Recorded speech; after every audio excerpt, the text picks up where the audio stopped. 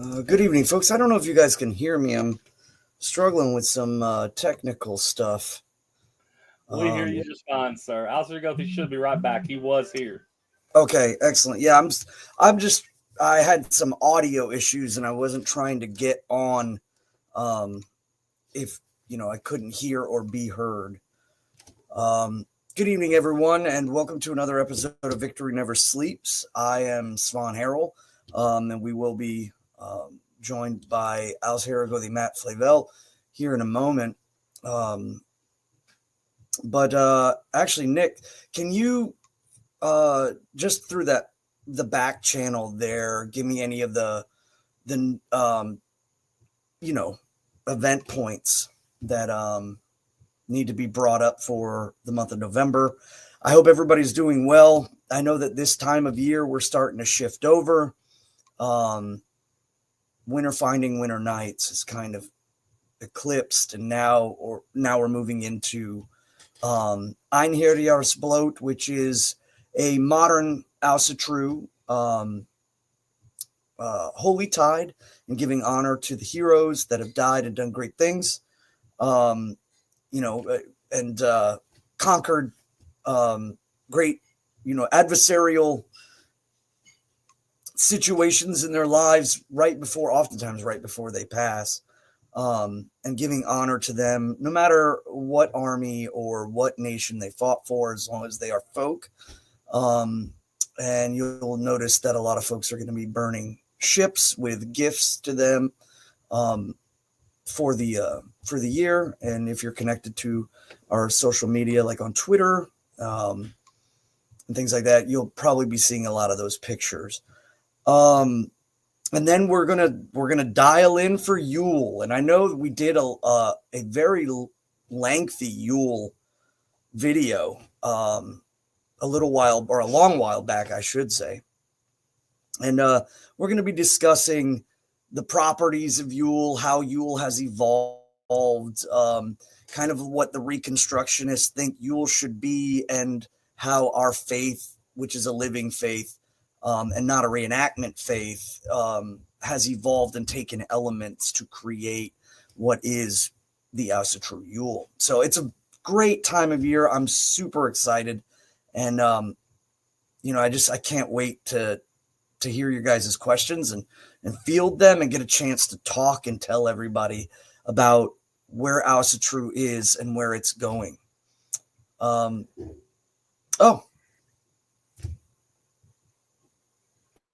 I was just about to say that we're streaming from X, we're streaming from Rumble, YouTube, VK, Twitch even, and that we got people from all over. So if you know someone, share it, press the like button or whatever the equivalent is on any of the other numerous branches that we are being seen on. If you know anybody that might be interested in Asatru and they want to ask questions, remember, we don't rehearse these episodes. We fly right in, and you have the ability to ask us questions as long as everyone's being polite. You can ask us questions and get it straight from Aesir or my humble and kind of general opinion as Aesir friend. And it's a unique opportunity, I think, because a lot of people are always asking about literature, or they're asking about pamphlets or websites and things like that, when the reality of it is you could very well just simply ask and find, if within the best of our ability, we will attempt to answer. And we answer honestly, we answer truthfully, we try to give the best that we can for you. And if we don't have it, the following episodes or follow-ups, we'll definitely try to make sure that, we get there. Let's see. Yeah, there was the big South Dakota Feast of the Einherjar that happened up there. Lots of good folk in that area. That happened. And let me see. We have there is a the national event happening down in Florida. For those who are, this is way early, but if you're interested in going down to Florida, the national event, Charming of the Plow, Njordshof is our location for that on the East Coast. If you're in the middle of February and you want to take a break and come down to the orange state of sunshine and good vibes, and go down there and prep your mind for what's coming for the summer tide. That is coming up. That's on the 4th weekend of February. That's official too. There is a shift, like national events will be on the 4th weekend of every month after or following 2025, correct? In 2025, following 2025. Yeah. Or yes, following the new year on the calendar. So we got our calendar coming out. We're putting the finishing touches on that today on like a physical calendar if people want to order. Hopefully we can have that on sale for y'all like to by next week. Yeah, that said, we're trying to make sure for ease of people being able to attend and plan that all of our Hoff events are going to be on the 3rd Saturday of every month. Now, sometimes Hoffs will have events that are, like over like a 3-day, come out Friday, stay the night, whatever, Saturday, and then leave on Sunday. But Saturday will be the center point of all our Hoff events on that 3rd Saturday of the month, except for each Hoff's national event, which will be on that 4th Saturday. So yeah, that's the plan. And again, that's so we can have some regularity and people can kind of know what to expect and plan things accordingly. And also so that our members and our leadership that want to travel to the big Hoff events at each of the Hoffs don't, that doesn't conflict with their home event. So that's the idea on that. Thank you for covering for the first couple of minutes. I appreciate that. I was kind of sliding in. I was all set and ready. I made it just under the wire, and then something came up and I had to run for a second. So I appreciate it. You mentioned Feast of the Einherjar, which was last weekend in South Dakota, and that was a really nice opportunity to get some personal time with some folks that I hadn't spent a lot of time with before, to meet some new people. And also at the culmination of the weekend, I want to congratulate Nathan and Ashley Erlandson on their wedding. Ashley is a folk builder for the AFA. Nathan is a Gothi. They are both dear friends of mine and people that, we've really gotten close with over the past few years. I was there when they got engaged at Freyfaxi at Baldershof a couple years back. And it was really nice to be there for the event. And I wish them all the best. They are enjoying their honeymoon as we speak. Whoa, awesome. Good job, Nick. This is a picture of their wedding. I am the second groomsman sitting there, so I got to be front and center. And as you can see, our founder, Steve McNallen, and his lovely wife, Githia Sheila McNallen, performed the ceremony. It was a beautiful time. It was neat, and I was very honored to be able to be there. So congratulations to the Erlandsons. Wish you all the best.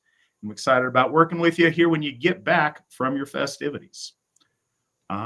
Stuff for today. Today we got a short one, so we'll see what kind of random things might come up, whatever's on y'all's mind. If you guys have questions in the chat room, it works well for posterity's sake to kind of do one piece of lore at a time. I know we could stack them on some of the shorter bits of lore, but this is interesting thing to kind of digest in its brevity, I guess.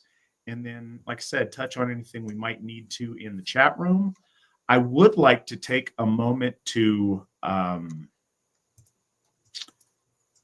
Just recognize that our folk builder, Chris Savage of Michigan, did a fantastic job this last week on his presentation of our newly recognized hero, Guthi Thorstein Gudjonsson. And he did an amazing job. That was a very engaging show. Any of you who've seen our hero shows, especially when we don't have an abundance of source material, we present, and sometimes it can be a relatively brief presentation. And that's okay. I think that, even if we don't know great detail, it's something to be said, especially some of our more ancient heroes,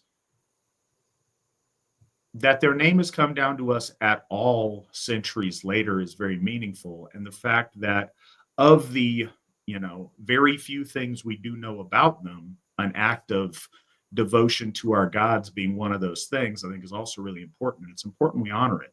But it's harder to get that, to really dig into that information. And Chris has done a great job with that. And he did a fantastic job presenting that last week. And I think it's just worth saying another thank you and acknowledging that. Look forward to having him back on at some point, probably at several some points. His knack for hound dogging on the internet, very scant information, is really good. I enjoyed it. I stayed and I was in the chat the whole time, and it was a great show. It does give. I know lore can get one way. It's nice to break it up with some other stuff, but it was fun kind of just being there in the chat and getting a chance to kind of, pick y'all's brain from this side of the screen. Other top of the show things. Nick, where are we at with our Njordshof fundraise or raising funds to pay off Njordshof? As you can see for his graphic, we are over 2/3 of the way paid off. We are 69.7% paid off as of today. We owe 74,000. We owe 74,085. It looks like as of today, and that's $98 per AFA member if everybody donated right now to get that all the way paid off. And that is the immediate challenge before us in order to proceed with Hoff. So I appreciate everybody's donations. I appreciate you guys' generosity. And much appreciated. If you guys want to contribute to that, Nick put the link up. If you're listening to this at a later time, your donations are always appreciated. And we have a link at runestone.org/donate. So that's a thing.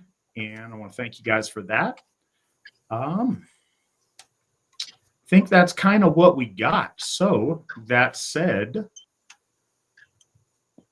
what do we need? Well, okay, as always, we're using the Bellows translation for the lore. That's what we've been doing, and we're going to continue with that as long as we are doing the Edda here. So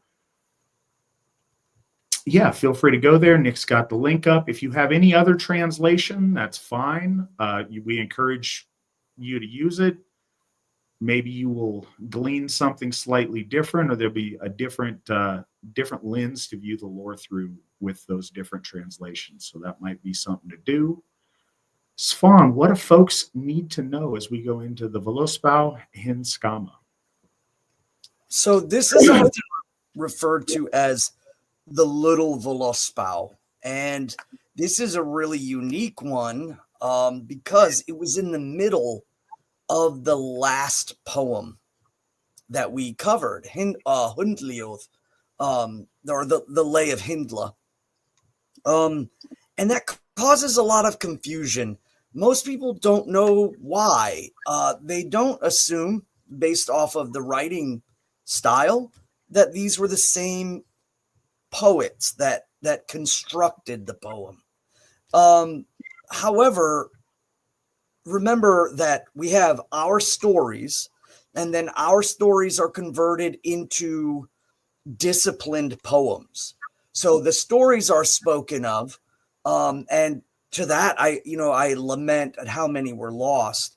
But of certain poems or certain stories, poets took them and made them in accordance to the discipline of Icelandic, or even I would argue that they were starting to do this before even Iceland and in Norway.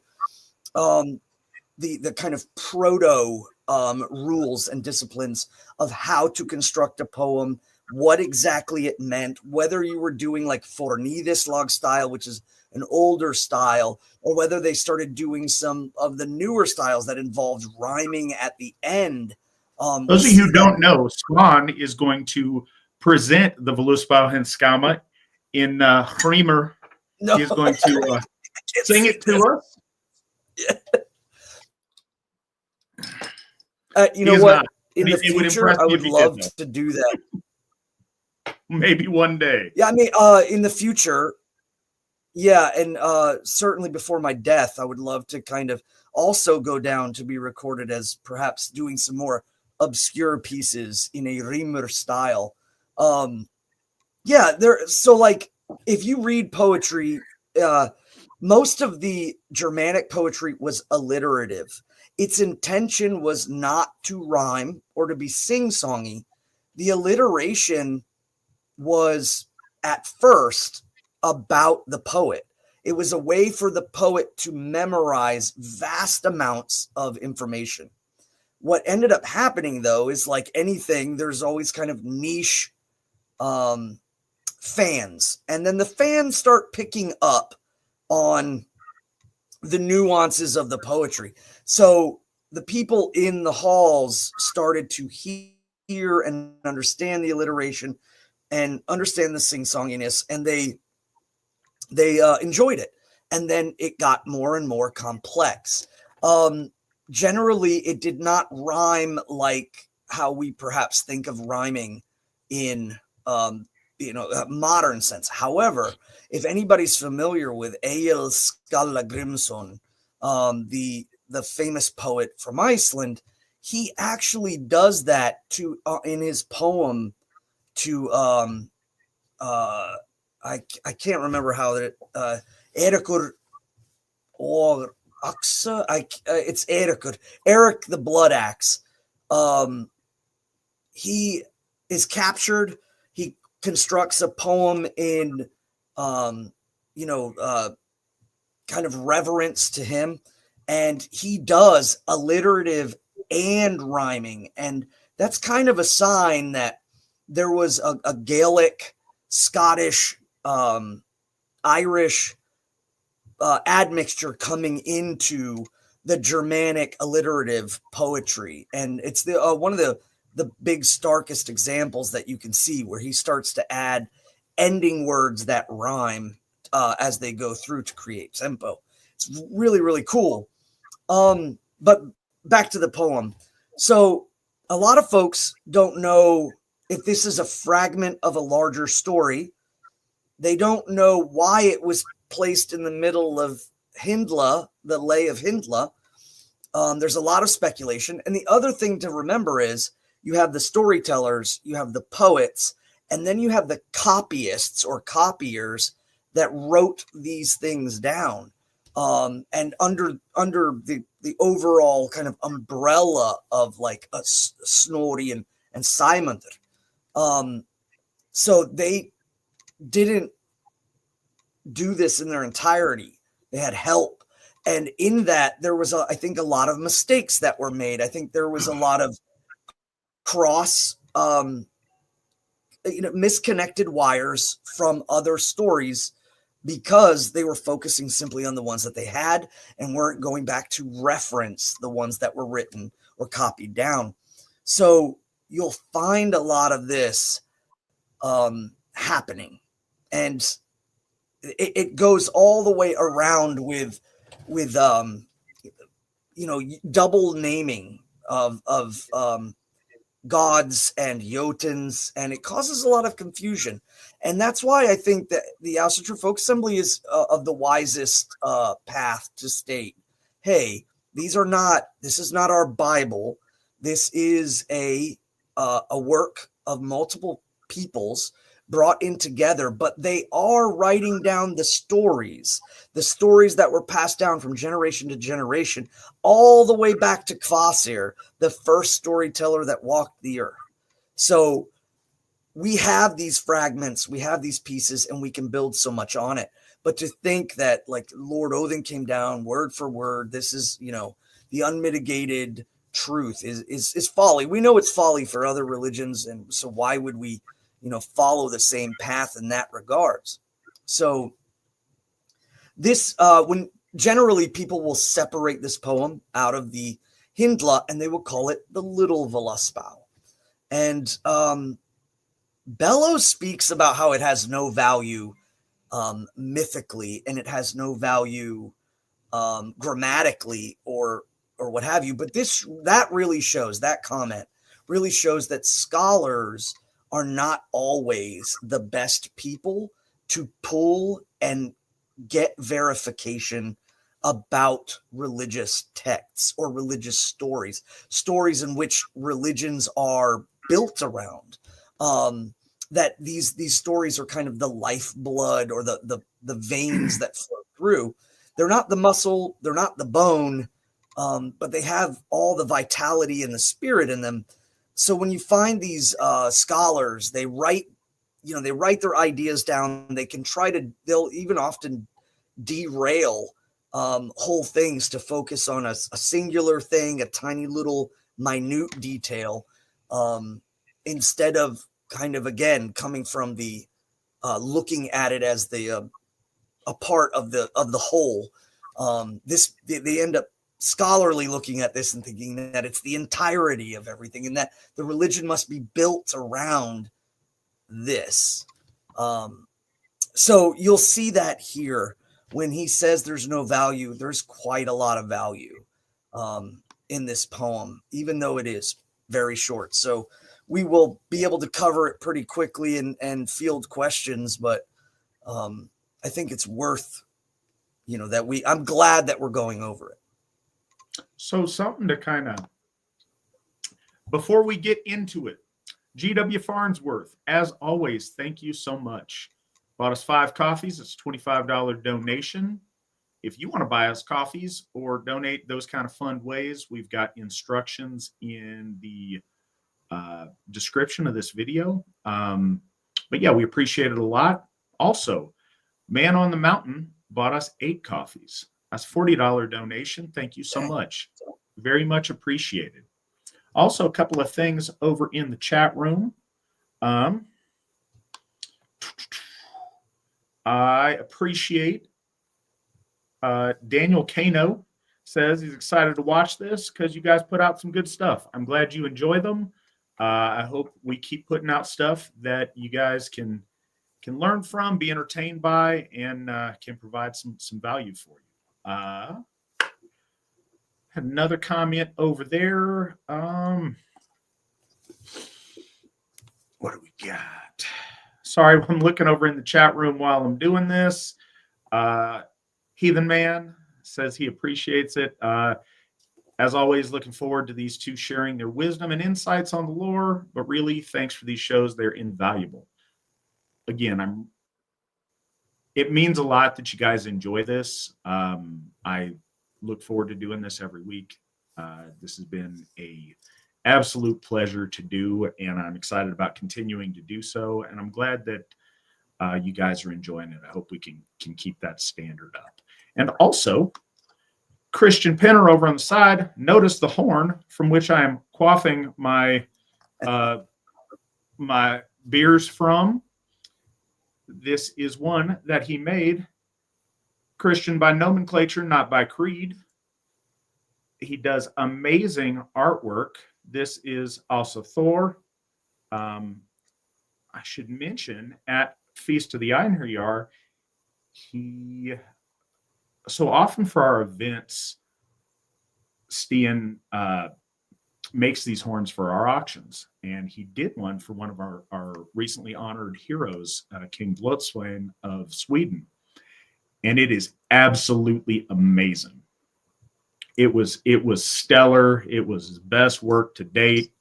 It is fantastic. If you get a chance to see that or look at it, I don't remember who ended up going away with that horn, but I hope we can get some pictures of it because it's pretty fantastic. It was Gothi Stam. I haven't seen pictures of the final product yet, though. Next time he is on the program, hopefully we can have him show it to us and show it off because it's pretty impressive. All right. So that said, Svan, are we ready to crack into the low Völuspá? Yeah, I think we are ready. Smalbase Völuspá in Íslensku. See, it's coming along. Working on it. Yeah, Völuspá hin skamma. The starting has no intro. It goes right into it. And again, remember, it was interjected into the middle of the previous story or poem about the Holy Freya giving one of her devoted and raised ascended followers power in order to understand his lineage. So it doesn't quite fit. So they pull it out, and this is just us examining it. But right out the gate, one of my favorite things is, again, the re-emphasis of why the Asatru Folk Assembly counts our gods, our Aus, in the number of 12. This just re-emphasizes it. We mark our Ausinjur as 14 and our Aus as 12. So right out the gate in number 1, 11 in number, the gods were known. Now, interesting about the usage of the word were known. But I digress. That the whether or not this is a memory, if you will, or if that was on Bello's part. But 11 in number, the gods were known. When Baldur o'er the hill of death was bowed or bowed, and this to avenge was Völi swift, when his brother's slayer soon he slew. So we find now immediately at the cusp that they are establishing that there are 11 gods, and one is about to be born. One is about to be brought forth into the heavenly realm, and that is Völi. This is the cusping time. When the gods move to the throwing stones at Lord Baldur, and they find great joy and amusement, and it turns into a grand festival. And they're moving out to do this again. And by this time, the outsider, the kinslayer, or I guess he wouldn't be known as the kinslayer by then, is looking over at Baldur's brother, and he wants to see if he wants to be involved in the festivities, even though the day is long, it's night now, and of course he is blind, so what would there be any purpose? And finally, when he who is, Laufeyson, or the father of Sleipnir, finally convinces him, immediately one of our Aust Vanir goes into labor, and she bears forth the holy god of vengeance, Völi, the corrective god of immediate dharma, if you will. So they don't. It's fragmented here, though, so it's not establishing full-on stories as it is more alluding to other pieces of lore. So Völi swiftly is born, and he grows and immediately is a man who slays Baldur's slayer. In 2, the father of Balder was the heir of Bur. So this is, of course, Lord Odin, as being the son of Bur and of Bor. So, and it's interesting here as well. Bur is his, he's gaining air from him. So what they're really speaking of is his godliness, his godhood, as they move into the center. But it becomes disjointed here. It immediately speaks of Frey's wife. Frey's wife was Gerd, the daughter of Gymir, of the giants' brood. And these giants, of course, are Ymirs. And Aurboda bore her. To these all well was Thiazi's kin, the dark loving giant. His daughter was Skadi. So it goes from speaking immediately of Lord Odin to the Austvanir Gerder and the Austvanir Skadi and how they come from the Mittel kin. So that's why I often bring that up, is that remembering that Jotun or Jotun means ancient being, and that the Jotun blood that flows through Lord Odin's veins, or is of the generation of which he springs from, is different than the some of the Austvanir who come from the middle, who come from the birthing of Ymir, and it's quite clear here, as they are saying. In 3, much have I told thee, and further will tell. There is much that I know. Wilt thou hear yet more? So that line right there mimics the Völuspá, the full and proper poem. And because it's so disjointed, and because it's not making any particular connective stories, that's why this poem is often seen as useless or not very, informative. But there is already much in there.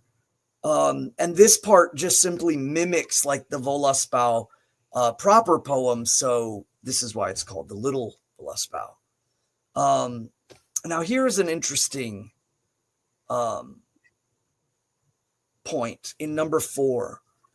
Heath and Hrothulf, the children of Hrimnir, of Vethna's sons, Haki was the best by a bit. By Hjorvath was Vethna's father. I'm trying to read it in the English, and it's like, bleh. And here again, this might be a crossover.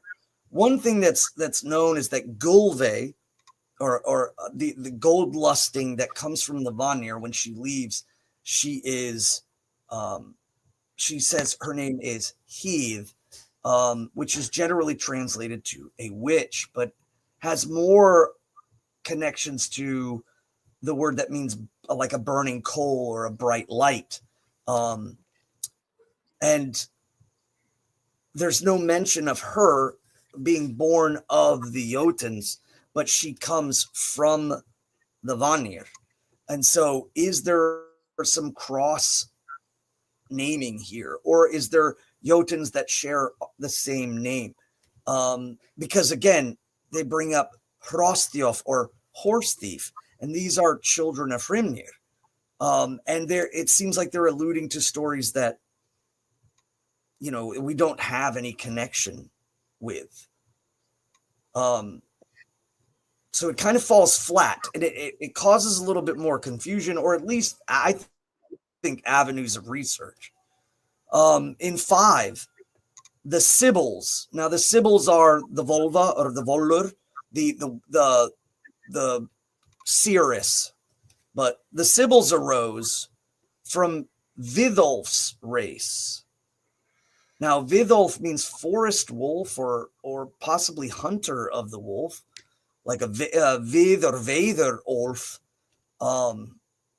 and from Vilmev all the seers are. Now, most people chalk this up that this is just a list of Jotuns.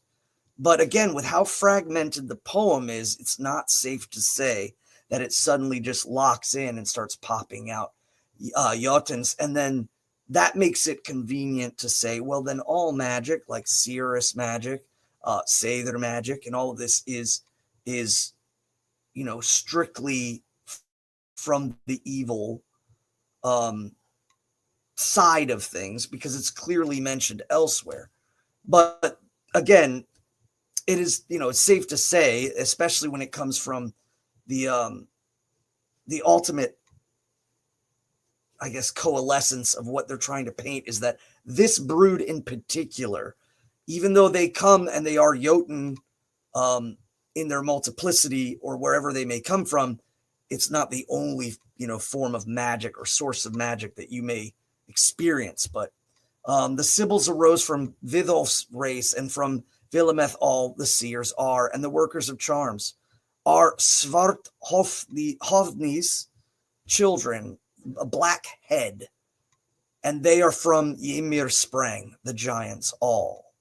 So this raises a lot of interesting questions about, I think, the interrelationship between the Jotuns and the Vanir before the Aesir get involved.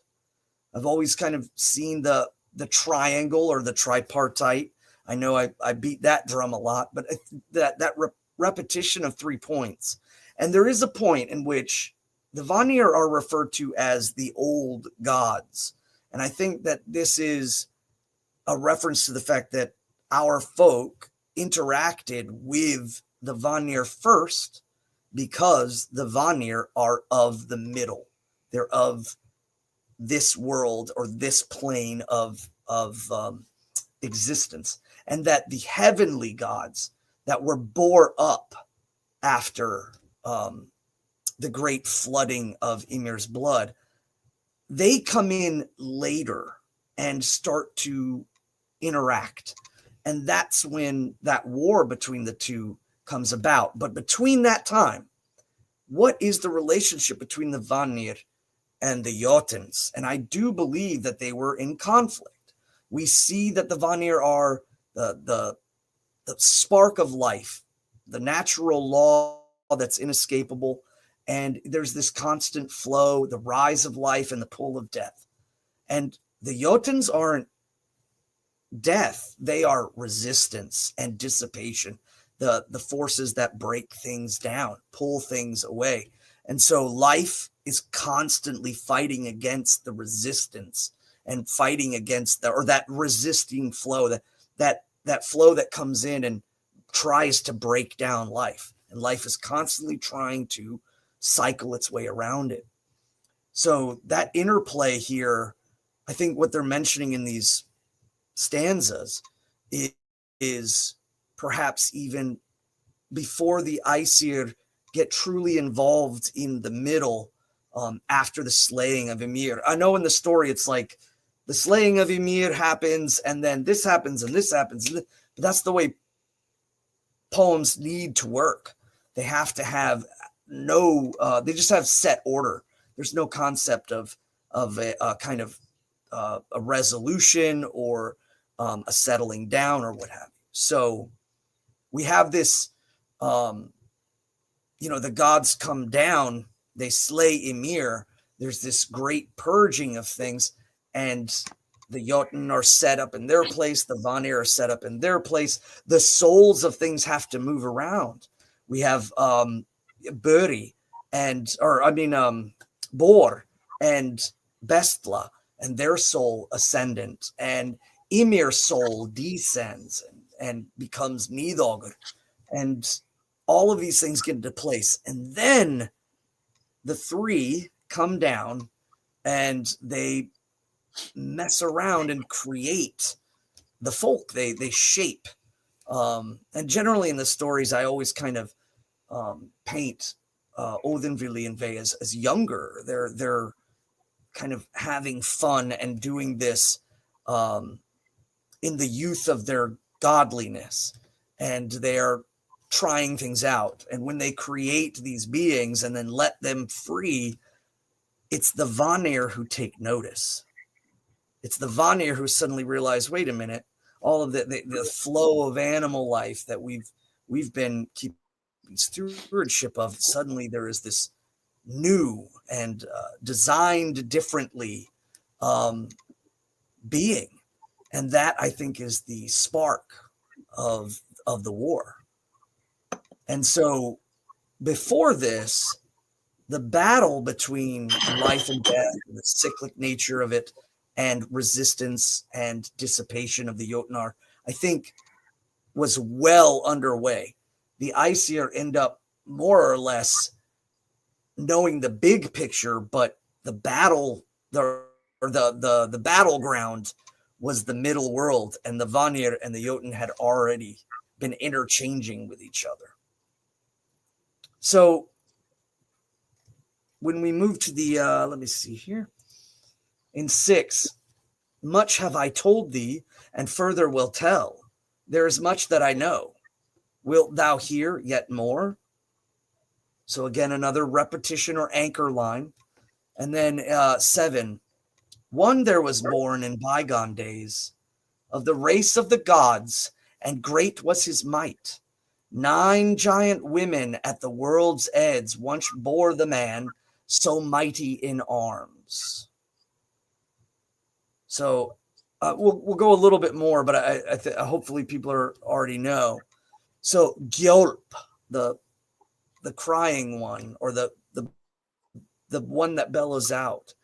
Grape there bore him, Eistla bore him, Ergjava, Ulfrun, Engea, Imth, Atla, and Jarnsaxa.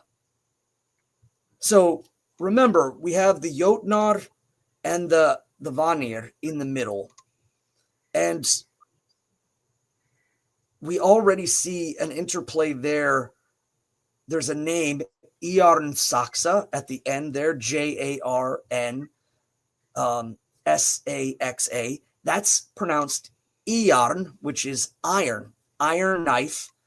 It is believed by some that these might actually be physical rivers that were scarred across the face of Midgard. And that these flowing glacial rivers are part and parcel with the waves, if you will, the waves that come into the waters, in which there is specifically one of the gods of the middle world that is born. So this is it's gonna get a little confusing with the idea that there's this interplay between the Vanir and the Jotuns in the middle. But just try to picture it as something happening, say, before the war between the Aesir and the Vanir. Natural law is running at its full capacity against resistance and dissipation of the Yotnar at the battlefield. And in this long, overwhelming battle, there is one who is born and ends up kind of unifying to or with the Vanir. And here it states, strong was he made with the strength of the earth and the ice cold sea and the blood of swine. That's an interesting part, as if to be created by sacrifice or intent. The idea of him being brought into power. Strong was he made, much have I told thee, and further will tell. There is much that I know. Wilt thou yet more? So the rivers or the waves that are being mentioned are the 9 waves that are the mothers of Heimdallr. And Heimdallr is one of the most mysterious Aus,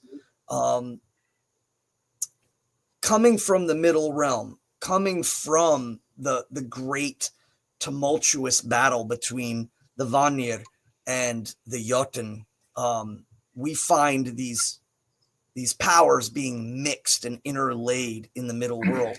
And I think it's only fitting that he is placed as the guardian of heaven. After the exchange, after the war, there is the hostaging, if you will. But there comes a time in which there can no longer be any separation. They have to unite. And the Vanir become Aesir, and they live amongst the Aesir.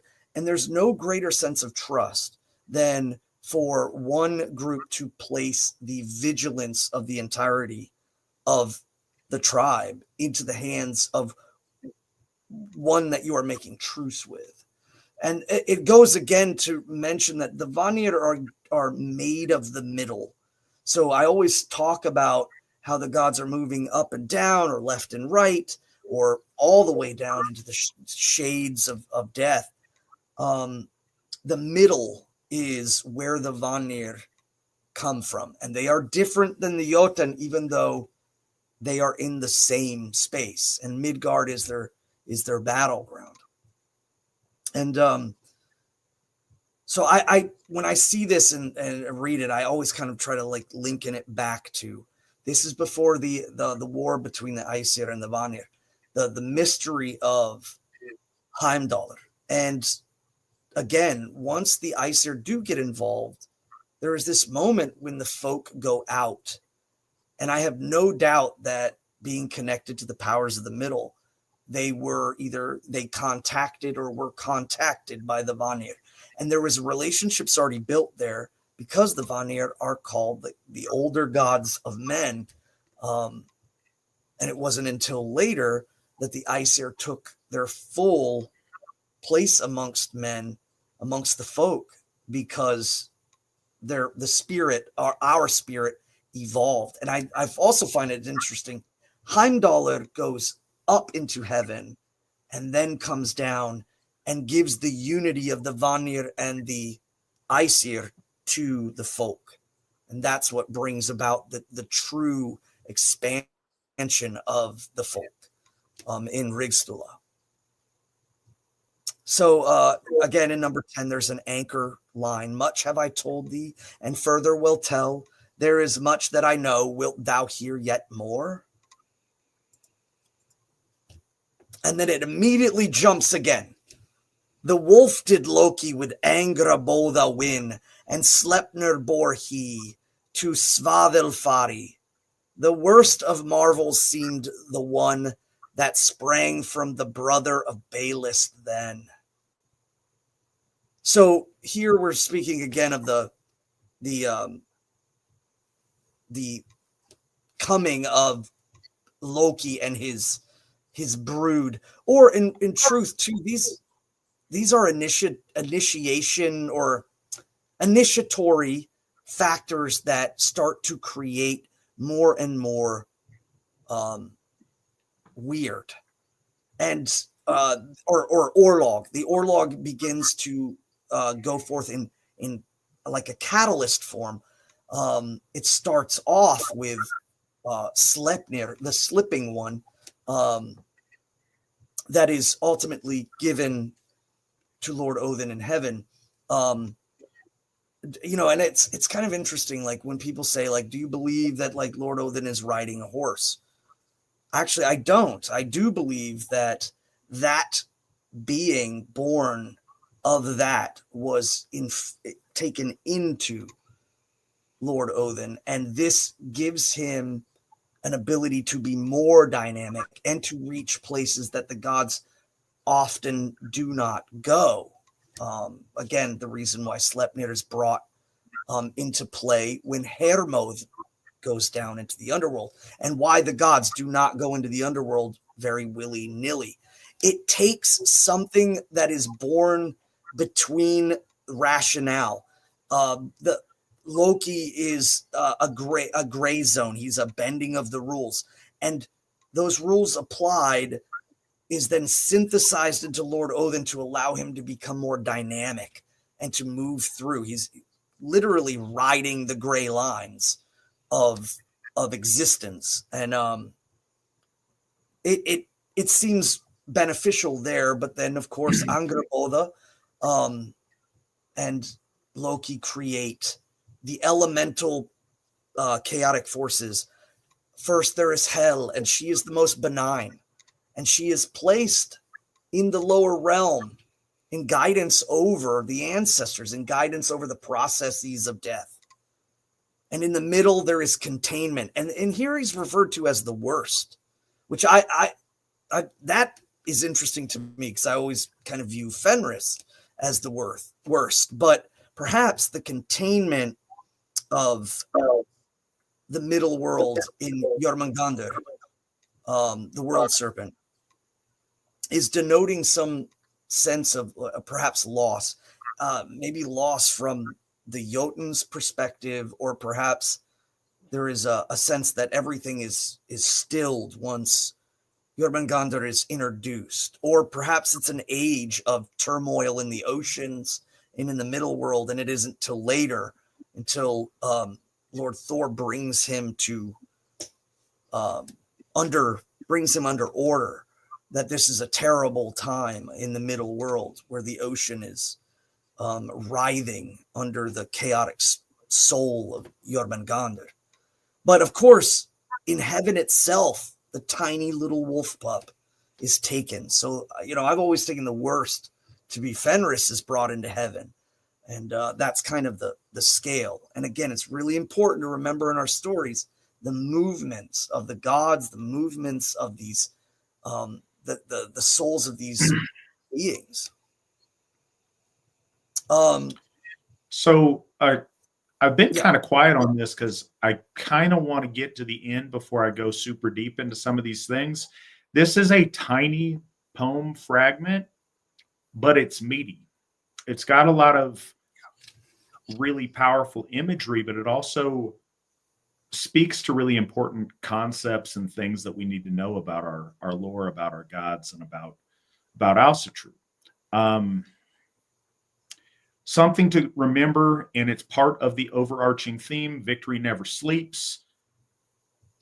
The evil things, the bad things, are stasis and constriction. So Jormungandr limits outward growth. He constricts and he squeezes the world tight. He tries to, as snakes do, constrict. And his brother Fenrir devours. So there's the forces of chaos are seeking to devour us. There's a constant theme of staying, one step ahead of the, slathering jaws of the wolf. And this trying to bust out of forces that would constrict us or prevent us moving forward. So these are kind of dual forces of degeneracy and chaos, the inward squeezing and limitation of our expanse, and the, if we're slipping and if we slow down, entropy overtaking us. So keep that in mind as we go through, and got more to say in a couple of stanzas here. Well, and this one's really interesting in 12, because the mentioning of this, you will generally get people confusing the story of Gulve and her thrice born fire birth, and they kind of correlate it to Loki, and they try to make this connection here. However, in reality, the story that is referring to here is not known. However, it is the source of where we know of the evils that dwell in the middle world amongst men. And this is a heart in 12. A heart ate Loki, in the embers it lay, and half cooked he found he the woman's heart. With child from the woman lopped soon was, and thence among men came the monsters all. Now, this could very simply mean that there was some element to the story in which Angrboda's heart is placed or removed, and that by consumption it enlivens her again. But ultimately, our faith does believe in monstrous things. I know that some people will try to say, oh, like, you know, they get caught up on the Christian idea of Shadim and Malak. If nobody knows what those are, a Shadim is the Greek word that Christians used for that is demon, which doesn't actually equal each other translation-wise. But early Christians would have spoken about Shadim and Malak, and the Malak are, they use the Greek word angelos, or messengers. But, you know, generally people have this misconception that Asatru doesn't have morality, Asatru doesn't have good and evil, Asatru doesn't have beings of good and evil, and there's nothing further from the truth. We have beings of good. We understand the gods are good. We understand that the Ljósalvar are good. We understand that the Alvar and the Disir of our lines are good. And in the dark places, there are the brood that comes from Angerboda and Loki, or, you know, and given to the limited translation of it, I assume this to be the case. And from them, I think the equivalency of what we would consider a demon is the word troll. And troll is comical in the sense that language now has kind of relegated troll to be, you know, a fuzzy little topped naked character. But a troll to our ancestors was something of malevolence, and something that resided in dark places where humans weren't supposed to be, or didn't want, you know, it didn't want them to be there, or it was places that it gravitated towards, you know, just absolute destruction, devastation. And it was like the trolls in Willow. Yeah, the one that he turns to stone. That's a great movie. Yeah, they're born of malice, and they take variable shapes in our stories, but generally they're seen as creatures that reside in dark and desolate places, like in Willow with the castle ripped asunder. And the like stop motion 2-headed dragon thing. Yeah, with the weird grundle throat thing. Yeah, so the idea of spirits of darkness and spirits that are malicious, and that they are kept back by the Ljósalvar, the glowing ones, the ones that enter into the middle world right, you know, after Ostara opens up the gates. They come in and they drive away these forces and plunge them back into dark areas and keep them away from the treadings of men. And of course, too, there's Lord Thor, who does it as well, keeping these creatures of turmoil. And really, if you look at energy in the world of the middle, there's always this sense of that the troll or the malicious or the evil really comes about because of pent up something, whether it's pent up energy, pent up emotion, pent up tragedy, these like pustules or just tumorous buildups. And it's Lord Thor that breaks them open, and there's a sudden kind of vortex of balance where all of this pent up immediately has to be displaced and dispersed into the world. We see this with tornadoes. There's this buildup of cold air and hot air, and then there's a catalyst that rips it asunder. And the formation of that tornado is the violence of the release, that all of these things are coming back into balance, and there's this massive battle. And it starts with the strike of Lord Thor. So, you know, I've always kind of advised that when people take to say perhaps walking upon or feeling that they're in a place where there are these malevolent spirits, and our ancestors had people called Varðlokkar who and Rune Mother, who could, propose to lock and pull and drive out these spirits, is really because it's always about a pent up element, whether it's a physical element, whether it's a spiritual element. It's always this kind of cancerous tumor of a buildup that needs to be severed, released, or lanced, or crushed, or what have you, in order for it. And again, doing that doesn't mean that everything's going to be great. It's like knocking down the dam. There's going to be a massive rush of water and destruction before things can level out again. So let's see. Sorry, went on a run there. 13.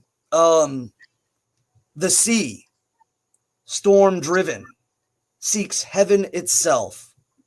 Over the earth it flows. Air grows sterile. Then follow the snows and the furious winds. For the gods are doomed, and the end is death. Again, we're talking about natural law. And I think that that's what the overall arching of this poem is lending itself to, is cyclical natures. The idea that, or not even the idea, it is that the gods of the Vanir are cyclical. They are natural law. And the gods of the heavenly realm are cosmic order.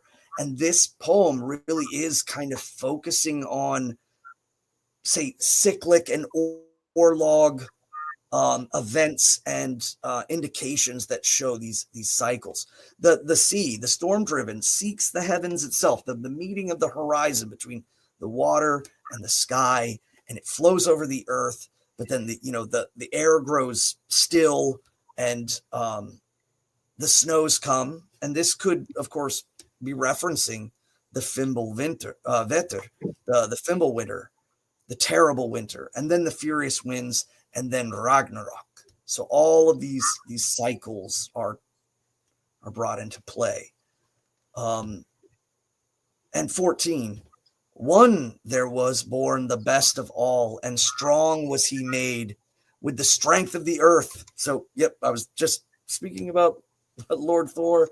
This is Lord Thor, the one who keeps the balance, who in reality what it is he keeps the cycles going. He makes sure that there's no pent up. Everything's flowing over and under. And if there's a blockage, there is the one who is born of the sky and of the earth, and he's the one that breaks that blockage. The proudest is called the kinsman of men, of the rulers all throughout the world. Lord Thor presides over all of the folk. In 15, then comes another, a greater than all, though never I dare his name to speak. Few are they now that farther can see than the moment when Odin shall meet the wolf. So here, I think people are, they lend to the idea that maybe the copyist or Snorri were referencing the Christian God, if you will. I don't think that this is the case. In lending sense, it could be Balder, or it could be that they are referencing that Jormungandr is a great doom in the stanzas before, and this is, of course, referencing to Fenris, that he comes and he is great and terrible, and Lord Odin shall meet him and bring this cycle. Let's see, and I believe that's it.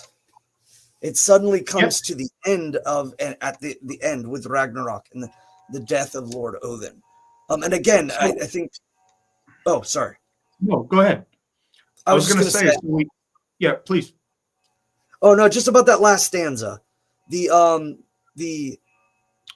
idea of the lending to the Christian God is again because there's fair enough evidence in the Völuspá that there may be some lending to that. But the reasons why that might be there is dubious. Again, you're writing a story about the old religion, about the old gods, and you might have to put in safeguards in order to kind of calm people down.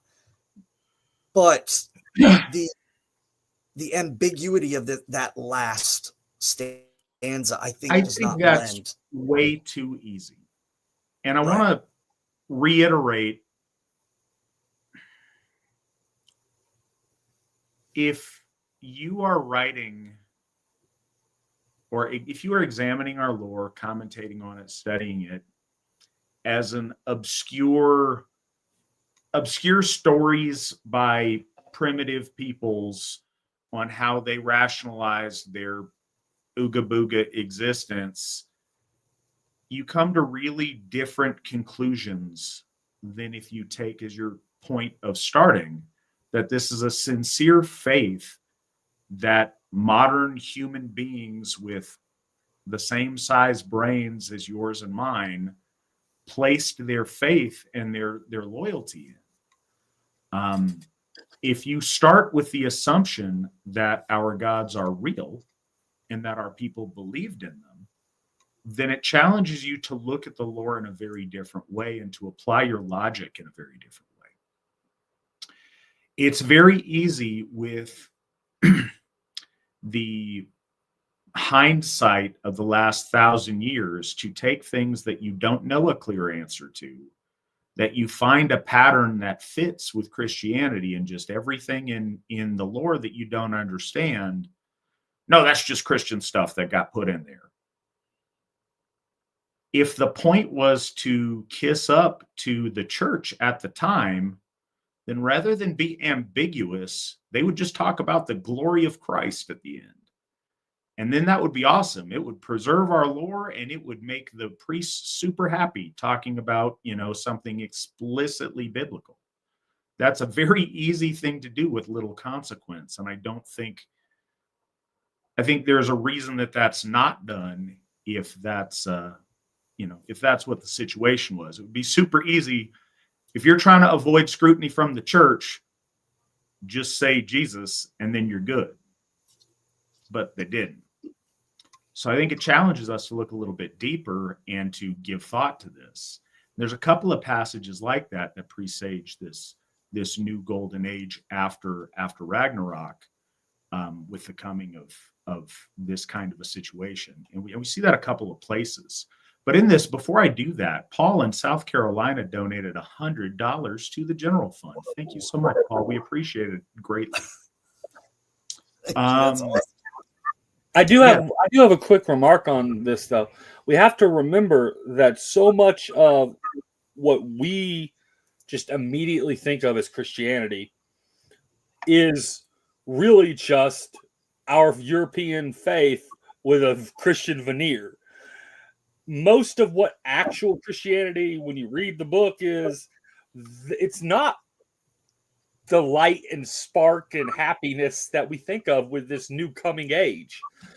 Baldur and his return and the ascension to Gimli and all of that people often speak of as just pseudo Jesus. That's not even the way Christianity is described when you actually look at Christianity. It's just what European Christianity did to steal our stuff. Yeah, and I think that's true too. So I would advise everybody not to rush to that conclusion, because I think it's silly and I think it's lazy. So we got a number of questions kind of building up, and I think there's a lot of things that are worth mentioning. And something that comes up from time to time, or that gets used in the chat often, there is a misconception about Asatru that it's a nature religion, or that we worship nature, or that nature is like the highest good, and it's very much not. And we get these memes out there like nature's my church and whatever. I think that people come by that honestly, and I don't want to be insulting, but I think it misses a great deal of the point of our lore. Our gods, and something else that I want to correct. Yes, the Aesir, in a lot, they are of a cosmic order orientation, and the Vanir are associated with nature. But our nature has two faces to it. There's destructive. The Yotnar are just as much nature as the Vanir. The chaotic forces of the storm giants and mountain giants and the destructive deep ocean and the bad guys are nature too. So natural order of things, certainly there is a order to how Midgard is because of the imposition of the will of our gods.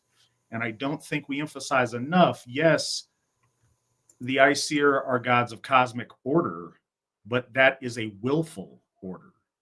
It is ordering nature to their will. The struggle of man against nature is a fundamental of our race and of our cosmos. Cutting down nature to build homes and halls and Hoffs and civilization is what we do. Now, yes, if that's unbalanced, of course. But it's really important to understand that we all feel a sense of awe when you go out into the wilderness. If you go an hour from your house and you go walk around in the woods or you go for a hike, that's really cool. And I'm not diminishing that at all. It's really spiritual and it's wonderful and it's fantastic. I was very, very fortunate in my life growing up in Alaska that I got to spend a lot of time, kind of deep out into nature, and it's amazing. But it's terrifying too. Everyone who's been lost at sea has died because of nature. Everyone who has been stuck out in the cold and froze to death when the pioneers and the folks in the gold rush got caught unawares and couldn't start a fire in time. Folks that get hit by hurricanes and tornadoes and lose everything, including their life, that's nature. So there's certainly a place for nature, but an over-reverence of nature is a misunderstanding of fundamentals of our faith. Our faith are about using nature to structure our willed existence inside of. We want to work with nature in lots of ways, certainly, but we do a disservice when we overly celebrate that. One of the things that stands out so much about Aryan people and nobility itself is something higher imposing itself upon nature. If all we are is claw and tooth and savagery, that's the antithesis of being noble people. That's remaining in a bestial state and not becoming more and not ascending. So that's really important. And I can't, I don't mean to harp on it, but I think it's something that's often missed and often misunderstood. And I think that that's kind of a special thing about this poem is it talks about, in a lot of ways, the evolution of our gods from that primal Yotnar state into their state as gods of our folk. It talks of their ancestry to, the primal. One of the things that it makes reference to here is the 9 sisters that bore Lord Heimdallr. And, Svan, for the audience, whose daughters are those? So, the Lord of Waters, understanding that when we speak about Aesir and Raun and the Jotuns, because like Aesir Gothi said, nature is the Vanir and the Jotuns and the Aesir and their interactions as well. And two, nature is primordial. So these are primordial things being wielded by great and powerful and willful beings. So we know of Aesir and Raun and the 9 waves of them on the Jotun side, but very rarely do we entertain that this is the Lord of the Waters, Njordshof, and his 9 daughters, springing forth from him, or of the Vanir side, or if not, simply perhaps his brides. This intermixing of Lord Njordshof and the brides that are Jotuns. And again, this interplay happens all the time. The Vanir dominate or interplay with the Jotun, and same with the Aesir. And when we speak of, like, there's the good nature like Jarth, and there is the scary nature like Gridr, but both are Austvanir that join the gods. Does this make them less? No, but it does make them less than, say, certainly a long time ago. And we extend the metaphor too far when the lore is beautiful and it expresses vast spiritual truth in a way that we can all relate to. But we need to not forget that we're talking about gods, and we're not talking about just big people, just like people writ large. How can he be born of 9 mothers? That doesn't make any sense. Well, he didn't spring forth from a womb in a physical. We're talking about the birth of a god into reality. And these are the forces that came into play for that. Like Freyr and Gerd, it's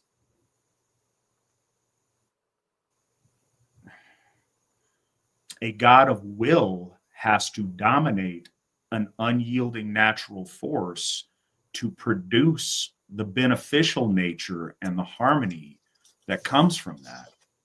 It comes from willpower and the cosmic bending the chthonic and the primal to its will to make good things. There's a combination of the both there, but will must be in charge of the primal.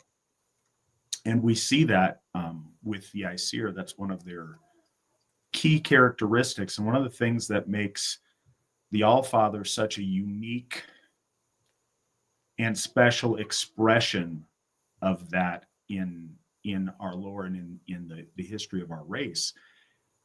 He's very much a god of a multifaceted god of willpower and of willful shaping and traveling and creating. And it's a really special expression of that. So I think there's a lot of those pieces in here. And we've got a number of questions. Well, I did want to kind of expound on that. There is mention and reference to the 9 daughters of Njordshof. And whether they're, the argument, it's very, very small, but that reference is still held there as the daughters of Njordshof or the brides of Njordshof, or if the earth and the Lord of Waters come together and create these daughters converge into one place, and that place is where Heimdallr, or really to the home dale, is the 9 rivers that coalesce into one area. That's where Heimdallr is first born. He's born, and we call him often the flame upon the waters, and the idea that his gift to the folk is the usage of fire, but he is born of the water. And we, find that synthesis there. But again, how can he be born of 9 mothers? The convergence, if the Lord of the Waters is the creator of rivers or waterways, and those waterways coalesce into one place, and in that one place is birthed Heimdallr. There is the nine waves. Again, the idea of Vagr, the name Vagr, Vagr, being wave in Old Norse,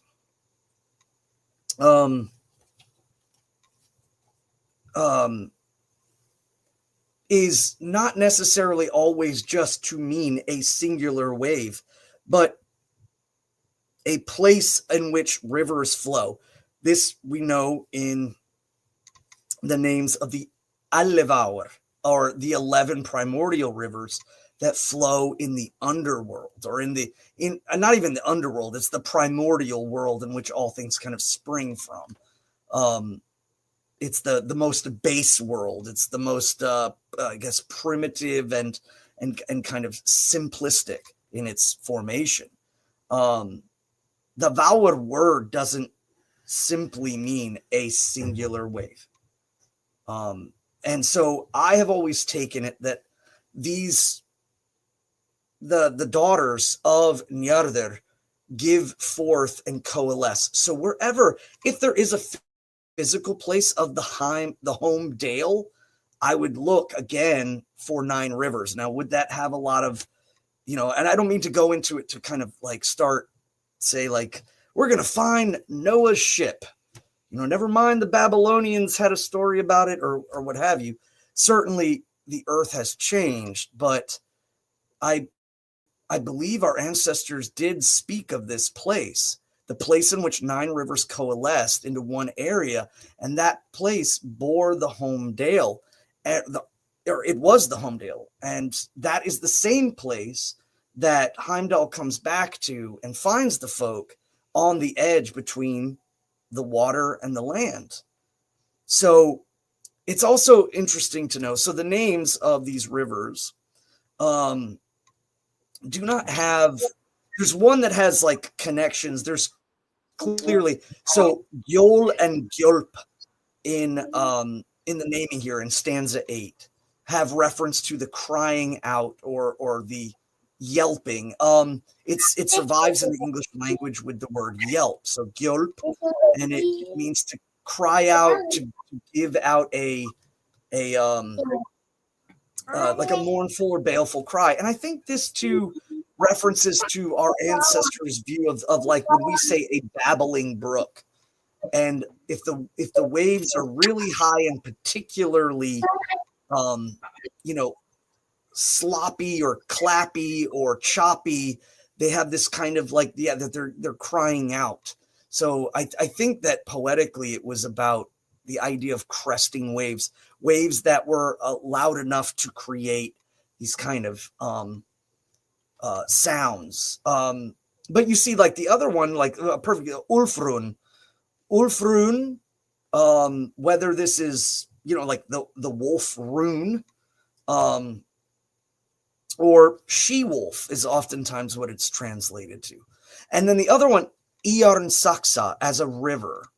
Another interesting thing about that would be perhaps, and this is just speculation, a gray river, a straight river, the one that looks like a sword in its narrowness, or perhaps that it goes into a point. The other is that perhaps that was a place in which iron was collected, found in great abundance. So, I mean, I'm just speculating that if these are rivers and these are places where the 9 rivers kind of coalesced into the home dale, perhaps these names of these rivers have a better or more intrinsic naming system that's not just simply poetic, but we don't know. And again, it's only briefly mentioned. Again, when we talk about the 9 daughters of Njordur,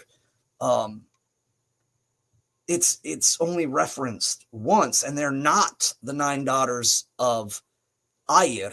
And I think, again, the usage of the word or the number 9 in dynamicism of the story, and the idea of these rolling facets of moving power, 9 is the number that's going to be used. If it's going to be solid, it's going to be 4 or 12 in our mythos. But if it's 3 or 6 or 9, it's dynamic. So a lot of people have speculated, is Heimdallr? Then if anybody's been with the AFA long enough, we do not cram the holy gods into each other, because again, we don't control the gods. So to do that is folly. But the other thing is that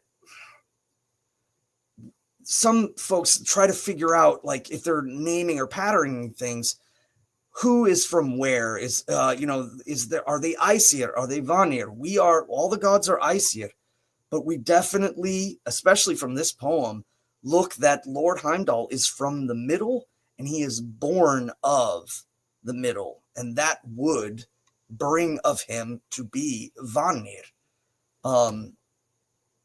Again, whether or not Snorri is referring to the Vanir, and that's another thing. So Snorri, I believe, really didn't understand the classifications of things, and oftentimes viewed the Vanir and the Jotuns as far more interconnected than, say, for instance, simply the Aesir. They're the worship of Jarth or Nerthus amongst the Germans. We clearly see divine leanings in Central Europe by the time of the late Nordic period, past. It's late Nordic, past, like the Viking age. Snorri ends up classifying, I think, a lot of powers in the middle as Jotuns. And that, I think, causes a lot of great confusion. Even though it's spoken of that during the War of the Gods, many of the Aesir and many of the Vanir are laid waste during the war. And this shows, it's not just Bor, Bestla, Odin Vilive, that's it. There are the gods. There's a multiplicity, and the same with the Vanir.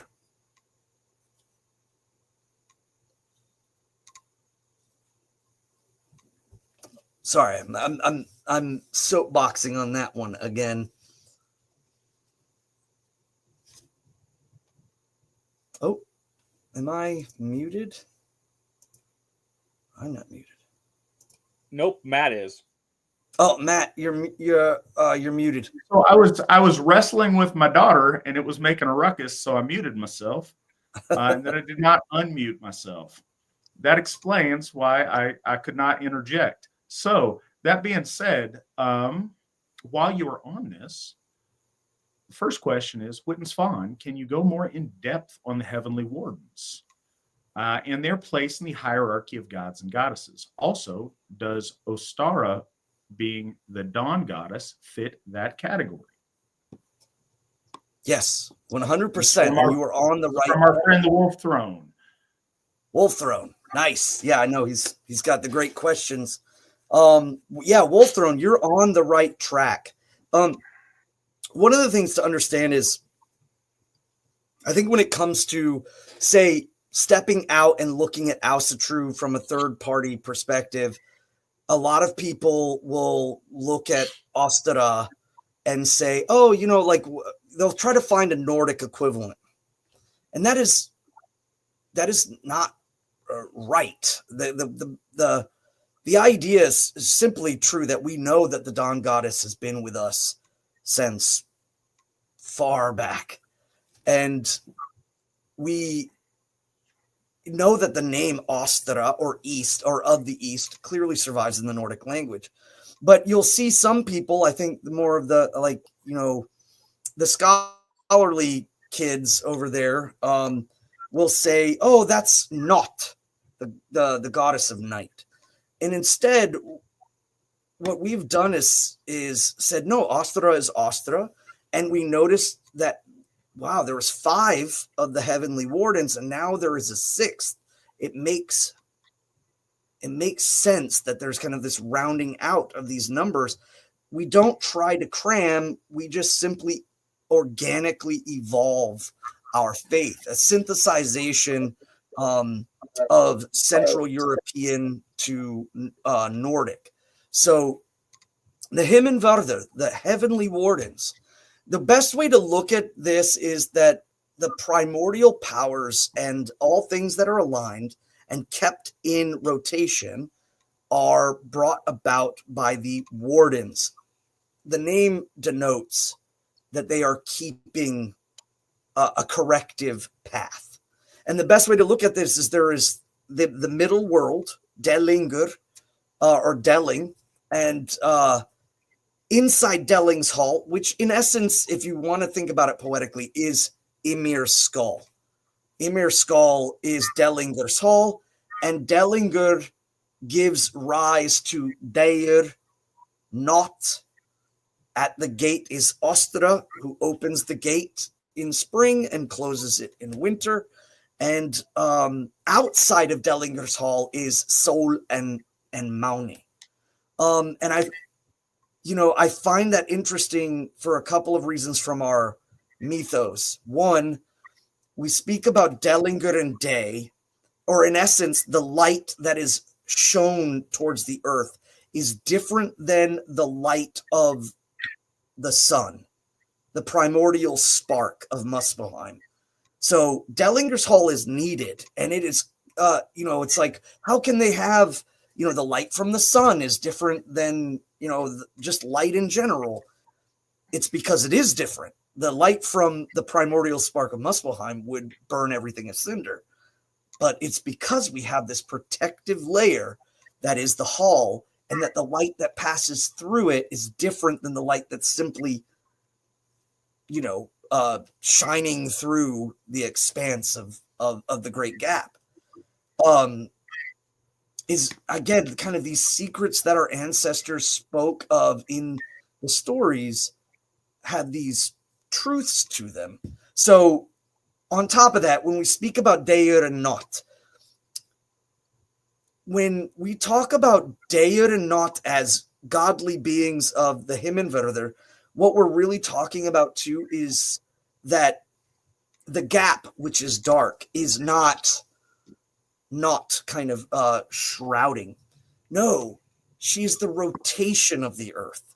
So we have 2 horses working within Dellingur's Hall that turn the earth, one towards the day, one towards the night. This rotation is important. Then in the stories, we know that there are 2 horses with the Muspel spark, Sol or Suna, and again, denoting rotation, early year and early waker. One is the rotation of the day, the other is the rotation of the year. But Mauni's horse is not mentioned by name, and it's only one. And out of all of those, there's only one that does not rotate. Mauni is constantly facing and moving in direction towards the earth. And I find that fascinatingly beautiful, the way this works out. But ultimately, they're kept in track.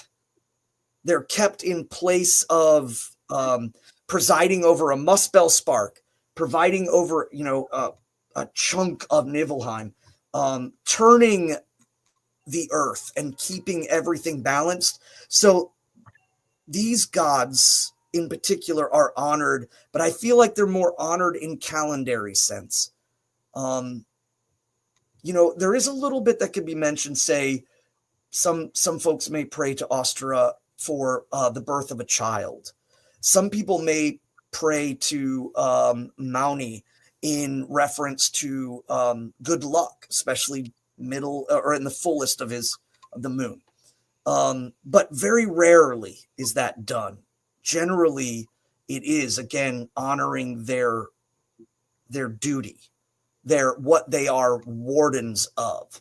So that's why the title Himinvarður became kind of the classification to show. So you have the 12 Aus, the 14 Ausinir, you have the 10 Austvinir, and then you have the 6 Himinvarður. And the AFA did not go, oh, Ostara is just this goddess in the Nordic. No, we said we synthesized. The better question would be, why did the Norse not have that emphasis, or why was there that break? And I honestly think that most likely it's because of the high climbs, the placement on the globe, the emphasis of she's known as Usana or Aurora, or by many other names and many other Aryan branches. I think that her cult diminished the further north we were. And I think that's, my own logical guess on that. But we have incomplete material. And it's one of those things. Did she not exist in the worship of the Norse, or is that not recorded? Was the widespread or prominent veneration of her not so much that it makes the jump into the literature that we do still have? But one thing we know is true is she exists and she blesses us, and we've engaged for a great many years with her in the gift cycle. Therefore, she's there and she's honored. So another question that we have, and I'm gonna give you the broad answer and then the more real answer to your question.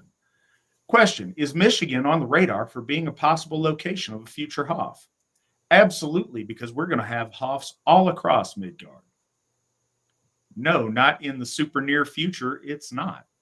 But we're in a time where that can all change very, very quickly. I'll tell you this. Right now, we know that Frey's-Hoff is going to be in eastern Ohio or western Pennsylvania. And we know that Tyrshoff is going to be at Sigerheim in north central Tennessee. Other than that, that's as far as we know for sure. Now, on the radar now, if we had to speculate, because we're very far out, there are places that seem promising, but we're still at a time where our membership fluctuates much more than we'd like it to. And we have members that come in and go out and come back and come in and go out and come back. We have a very dynamic growth pattern right now. So by the time we get to Bragi's Hoff, which would be the Hoff following Tyrshoff, the whole board can change. And hopefully just change for the positive. Hopefully we keep what we have now and have a massive surge in Michigan, and that's a very great idea. It all depends. What we need in order to get a Hoff somewhere is we need two things, and we need a number of things, but we need a steady and significant membership base to make that a reasonable thing for us to do. But more than just membership, we need a steady, time-tested membership and also steady and time-tested leadership to care for and maintain and ensure that a Hoff is going to be successful. When we dedicate a Hoff to one of our gods, we are making a commitment that we are going to do our best to maintain that very special gift that we have for the Aesir in the best way possible. And yes, it's still a challenge, but it's something that we know how to do to get Hoffs. But the real challenge is the test of time, to have people there who are going to take care of it and show it the love and devotion and the veneration of the god of that Hoff in perpetuity. So if you find yourself in Michigan and you want Michigan to be on the map for one of our next Hoffs, get out there, be active. If you're not a member, become one. If you are a member, work with folk builder Chris Savage to make things happen there and build something as a testament, as a beacon there that says, hey, this is where we need a Hoff. And I would love to see that happen. So the Wolf Throne has another question for us. Is there something in Asatru akin to a spiritual awakening? Perhaps the woad self. So I don't know that those two things mean the same thing. So I'm wondering, when people talk about a spiritual awakening, I can think of it primarily in two senses. There is a point where you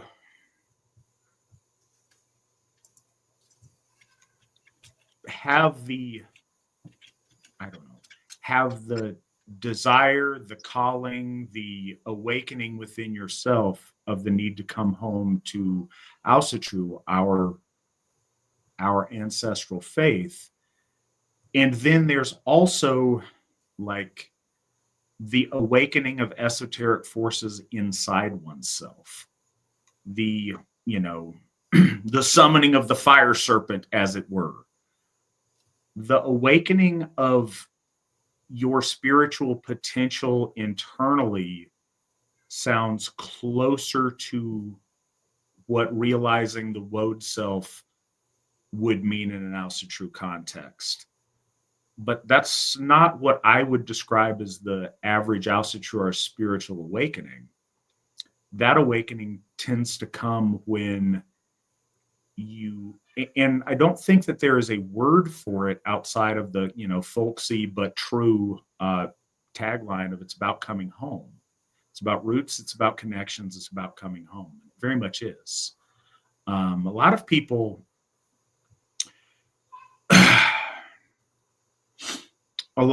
talk about an acceptance process of like converting to Asatru. And I think that there is a context for embracing that in a formal and ritual way, embracing your birthright and taking claim to it. But fundamentally, it's not a calling to something new or something different. It's a resetting yourself to your default, to the natural religion of your blood and bone and ancestors, and coming home to that realization. And in that sense, I don't think we have a special fancy word for it in that way. But Svan might read the question different and have something a little bit different to add. Svan, what are your thoughts? I think it's a step towards the woad self. That's why when he said it, I was like, yeah. I mean, is there a name for it? I don't particularly think there is. Could there be a name constructed for it?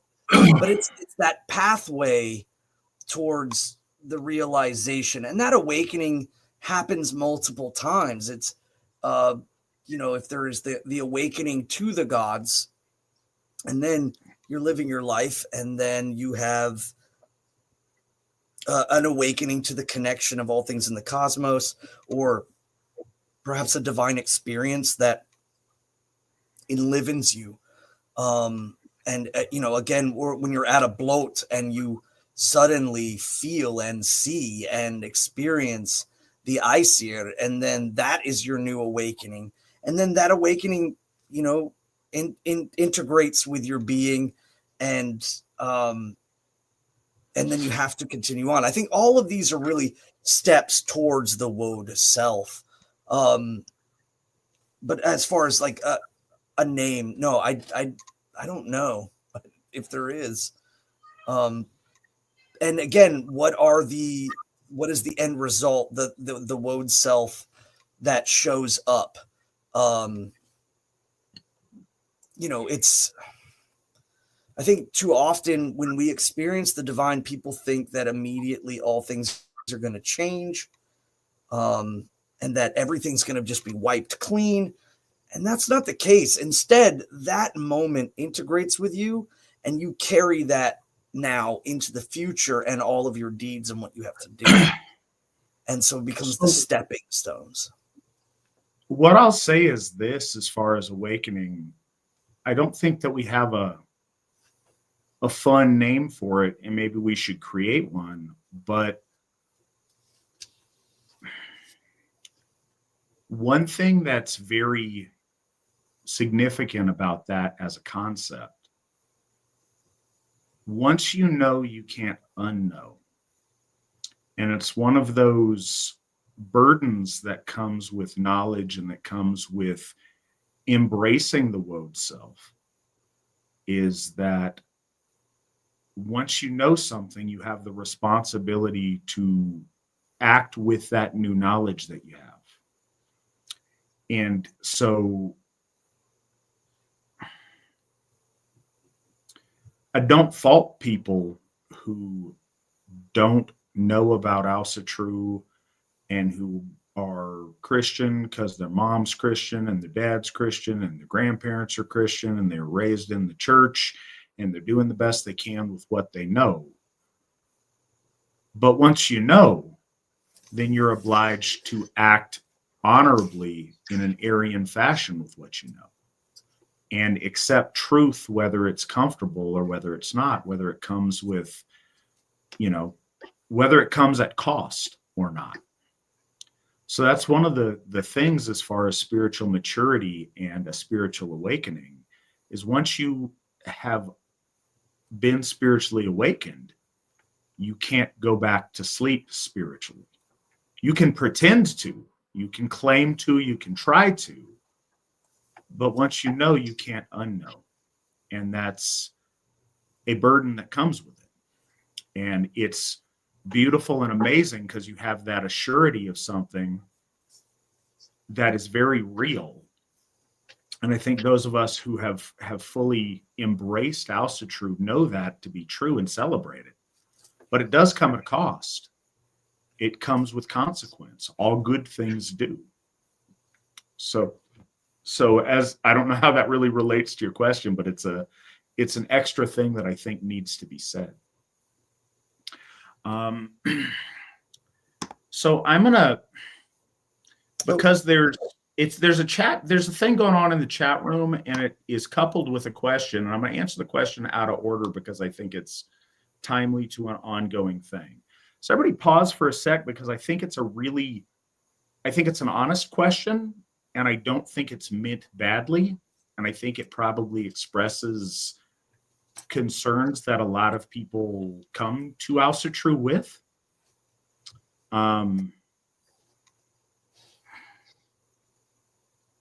So Be More Heathen asks, question, don't mean to come off wrong, but what is your thoughts on the Jotuns and Semitic to be politically correct? But is there any way to agree to say the least? So I get what you're asking. No, the Jotuns aren't Jews. Yeah. I get what you're saying, and you are not, and so I don't say that with any spice. I've heard other people. There is a tendency by everyone, when you embrace a new faith, to have that overlay the lens in which you see the world. And I think that's good and that's right to do.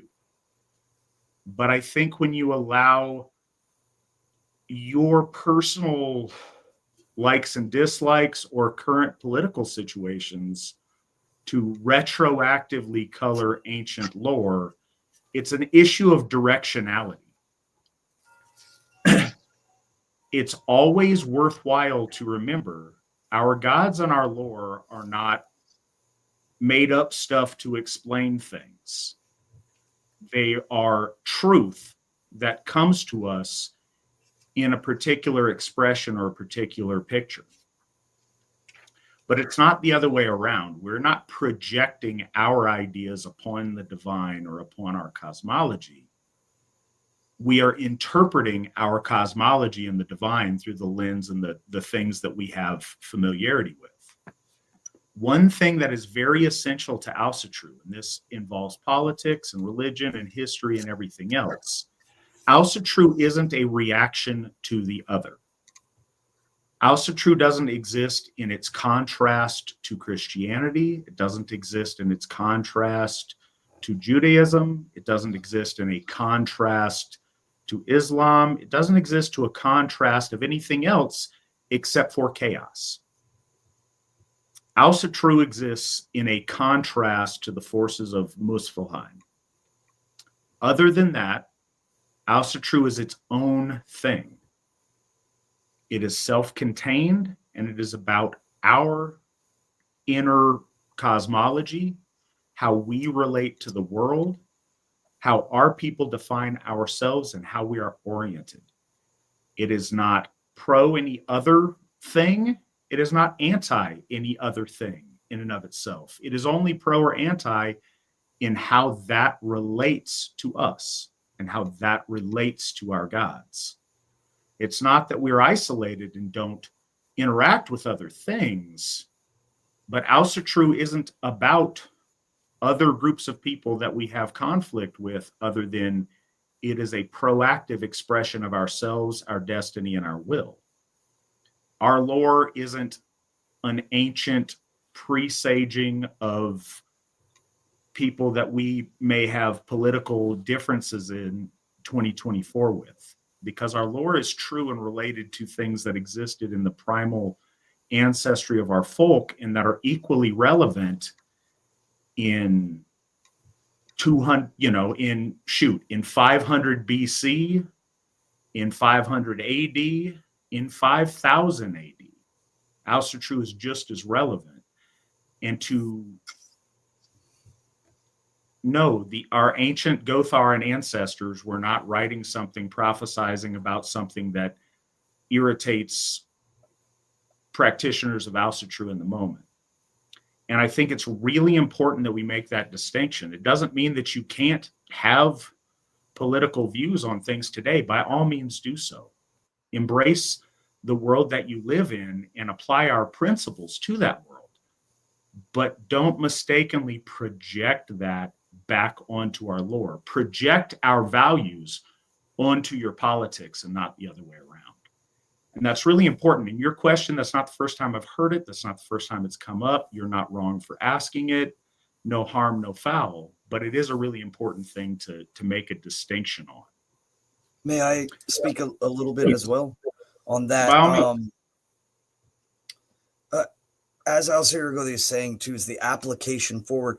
Do things, do people in the outland, there's the inland or the inner Garder and the Utgarder or the outland. That's why we say like outlandish. That's outlandish. Do they implement, bad things against us, whatever it might be, or whoever they may be in the outer? Again, our implementing of the desire for order and having thrust upon us elements of chaos, elements of dissension, elements of evil, then that is the eternal that Aesir is referring to. And it doesn't necessarily have to be like, again, it's titled or named or placed in the modern. You'll find a lot of man-made religions, the religions that build themselves around mortal men will do this. They will say, oh, that specific group of people, they're demons, or they're evil, or their God is this and our God is that. It's like, even with the Israelites or the Jews or the Semitics, because again, there's multiple Semitic groups, the Sarmatians and The Phoenicians were actually, I think they're the same. Sorry, that was a bad example. But flag on the play. One of our values is truth, and we all know what he's asking, and I get it. No, I think we all do. But these man-made religions will do this to fit the time that they're in, Mm-hmm. and instead we are a perennial religion, or a truth of perennial. A religion of perennial truths. Mm-hmm. So the application of, does the sowing of seeds of chaos against our people, our gods, exist, and should it be thwarted? Should it be resisted? Yes, that stands. And you will see, even with the Israelites, their religion wasn't always that way. That's why the first commandment, when they were in, they understood about the gods of Egypt or what have you. The first commandment says, you put no other gods before me. Now modern, Christians and Jews kind of take that as gods being like money or, abstract objects. But no, it was quite literal. It was the other gods, you don't worship them. You worship me. Something to consider is this would be like an Asatru in, I don't know, in 200 saying, are the Romans Yotnar? It'd be like one of our descendants when we have some intergalactic contact with Alpha Centaurians. Are they Yotnar? Is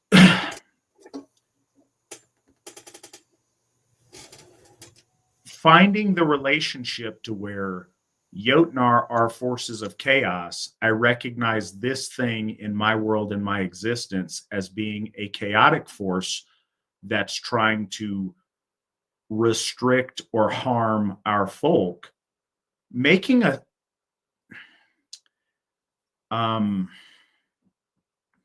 now my word fails me.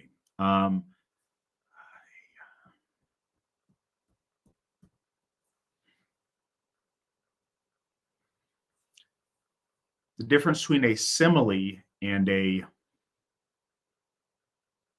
why am I not getting it?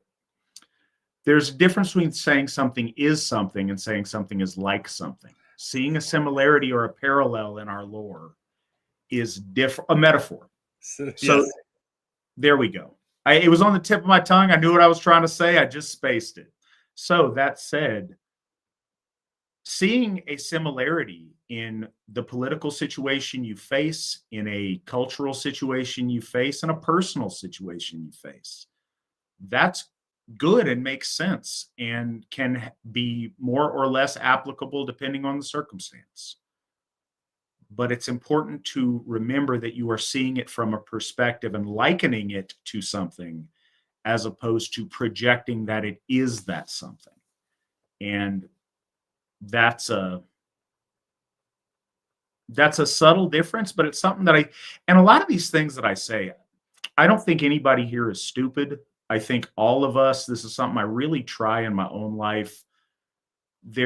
I break things down to a very simple level a lot as a touchstone for myself, so that I believe in constantly reevaluating what we do and why we do it. So going back to the fundamentals and going back to a childlike understanding and then building back out from there and seeing if it puts us in the same place is a valuable exercise. And it's very easy to get beyond that and start missing the fundamentals. So when I restate things that seem really obvious, please don't find it condescending. It's how I process stuff, and it's what I do with myself all the time, because it cuts out the white noise and it brings things back to what's fundamental. It strips away distraction to focus on the things that are very important. So that's why I express it that way.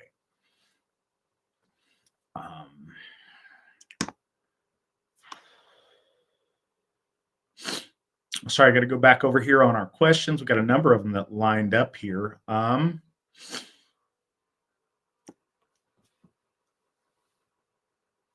heard that Skavi's name means shadow.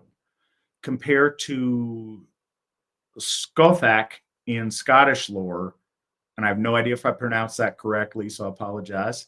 Another warrior goddess. It is said she taught Cuchulainn combat at the Fortress of Shadows, or Dun Scaith.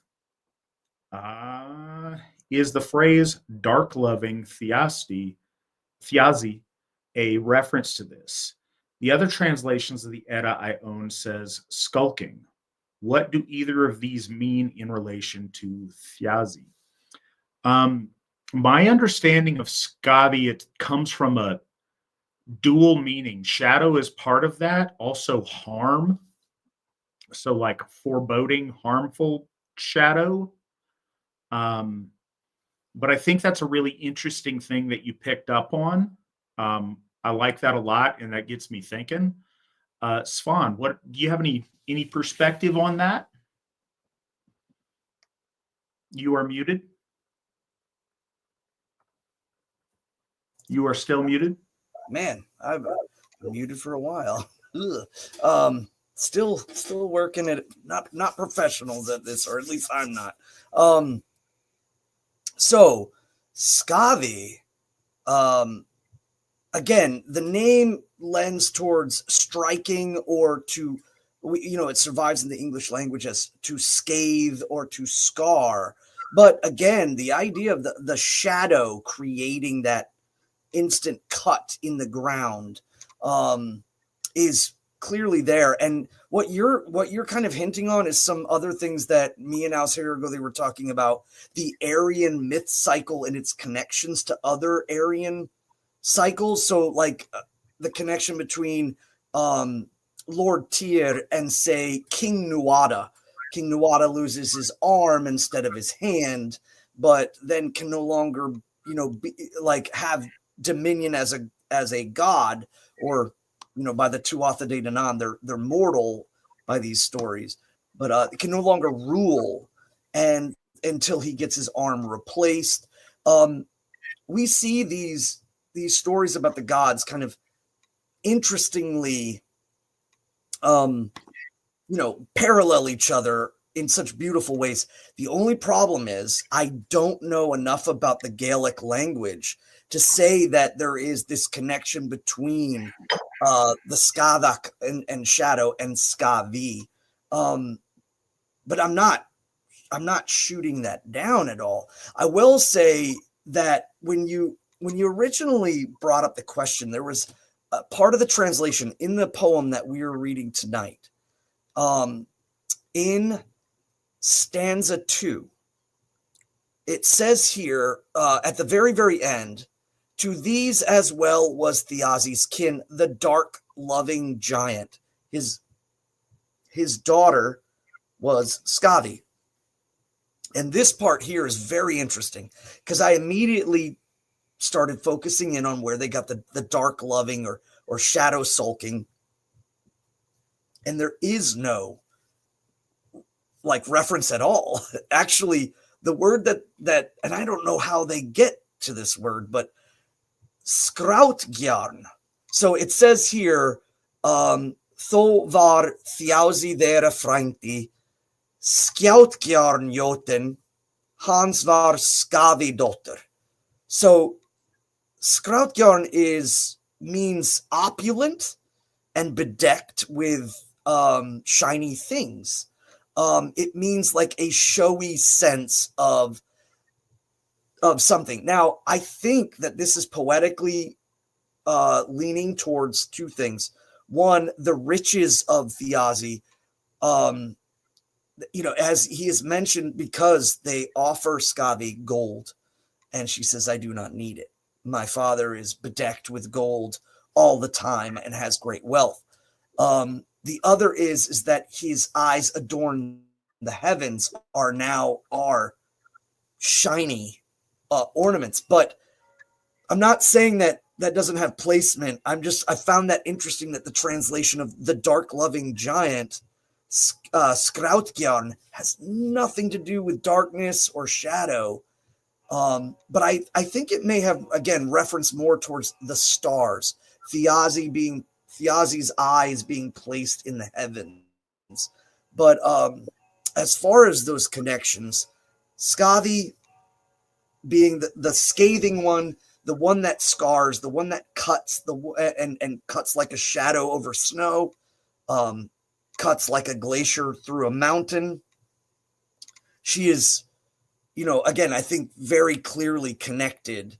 And again, the recesses of the mountains, the dark places, the cold and desolate. She kind of presides there. And that connection, I don't know that I wrote it down when you asked the question, because I want to kind of go and look further into it. I don't have enough linguistic knowledge to say that there's a valid connection between the two, but you certainly kind of you waved a flag towards something that I think the Asatru Folk Assembly doesn't poo-poo at, or, oh, that's ridiculous. No, that's immediately everything's gonna lend towards that, when I get a chance, and I'm sure Aesir is going to do the same thing. Yeah, no, I think that was cool to point out, but it's also really interesting, and this is one of the reasons that Svan and myself are on our Old Norse / Icelandic journey. So Svan can pick out the choice rotten shark, and so that we can better internalize, because a lot of these times license is taken in the translation to make things fit a context or an assumption. Yeah. And when you go back to the original text, there's subtle differences. I don't think we just throw it all out and have to start from scratch, but sometimes little bits and pieces make a difference. And it's funny because somebody else, I apologize, I forget who it was in the chat, and I don't think you guys are well suited by me just rooting through it, trying to find it. But someone mentioned how these stories awaken something in their folk soul. And they very much do. And that's the beauty of the lore. Patrick Martin was the one that said that. Patrick Martin. So and I completely agree. I talk a lot about how the lore is not meant to be literally true. It's meant to be poetically true. And that's not to diminish it in any way, because when you see me stammer over words, metaphor notwithstanding, that was completely me having a brain fart. But as far as trying to find the right word for metaphysical things, sometimes vocabulary fails us, but imagery often doesn't.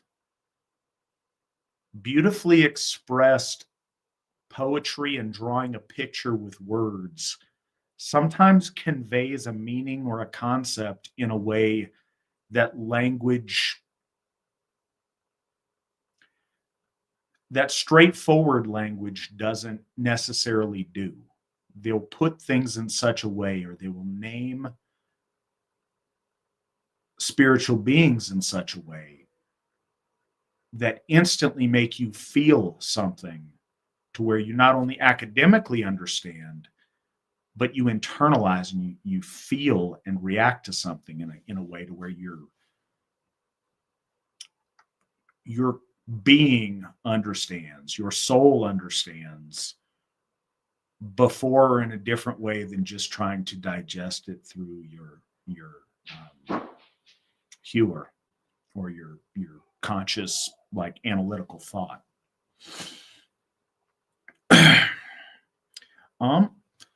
Svan has disappeared, but in his absence, actually, I'm going to look for some stuff because I want to get him on a couple of these things. All right, so Wolf Throne says, Matt and Svan, is there anything you are particularly excited about for the next 4 years after Trump's victory? Yeah, a bunch of things on a personal level. I really, really hope that the swamp really gets drained.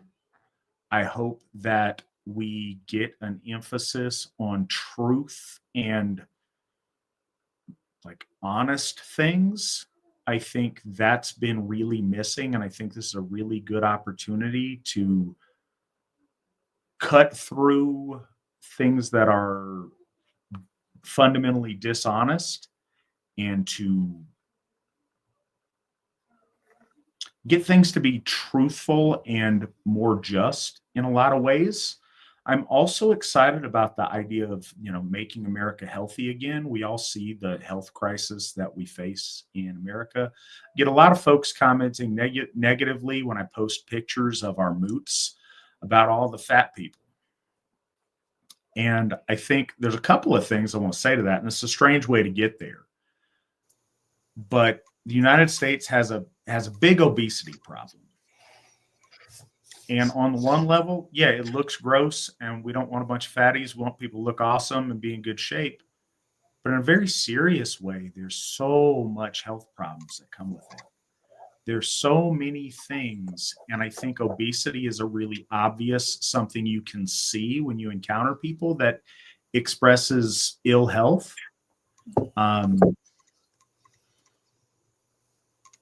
But the percentage of Americans that are obese is staggering, and the health implications of that are terrible, but also the self-esteem and the spiritual implications of that. The leek is part of our soul. It's part of our soul complex. And if the leek is sick and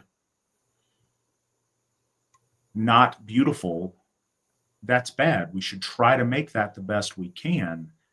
The idea, if it's followed through on Make America Healthy Again and fix our food to where it's more nutritious and less having a tendency to cause a number of health problems, obesity is just the obvious one that we see, is a good thing. And the other thing I just want to make the note of, we are a church of the Aesir, and we're trying to bring all of our folk home. Our people come to us in various states of excellence or various states of disrepair. The importance is they're coming home. Everybody starts where they start. We can waste time crying about why that is, but it's much more productive to encourage the people that do come home to do their very best and to try to help them get healthier. So many of us have done that. When I first got involved in Asatru, I was a much fatter gentleman than I am today. I've tried to really make progress on that, but I think a lot of us have. I've seen a number of our people really do a lot to fix their lives in a health way, like with other health things, in a physical fitness way, in a moral and spiritual way, in an education way, in an economic way. So it's easy to poke fun if there's a picture of people that don't look perfect.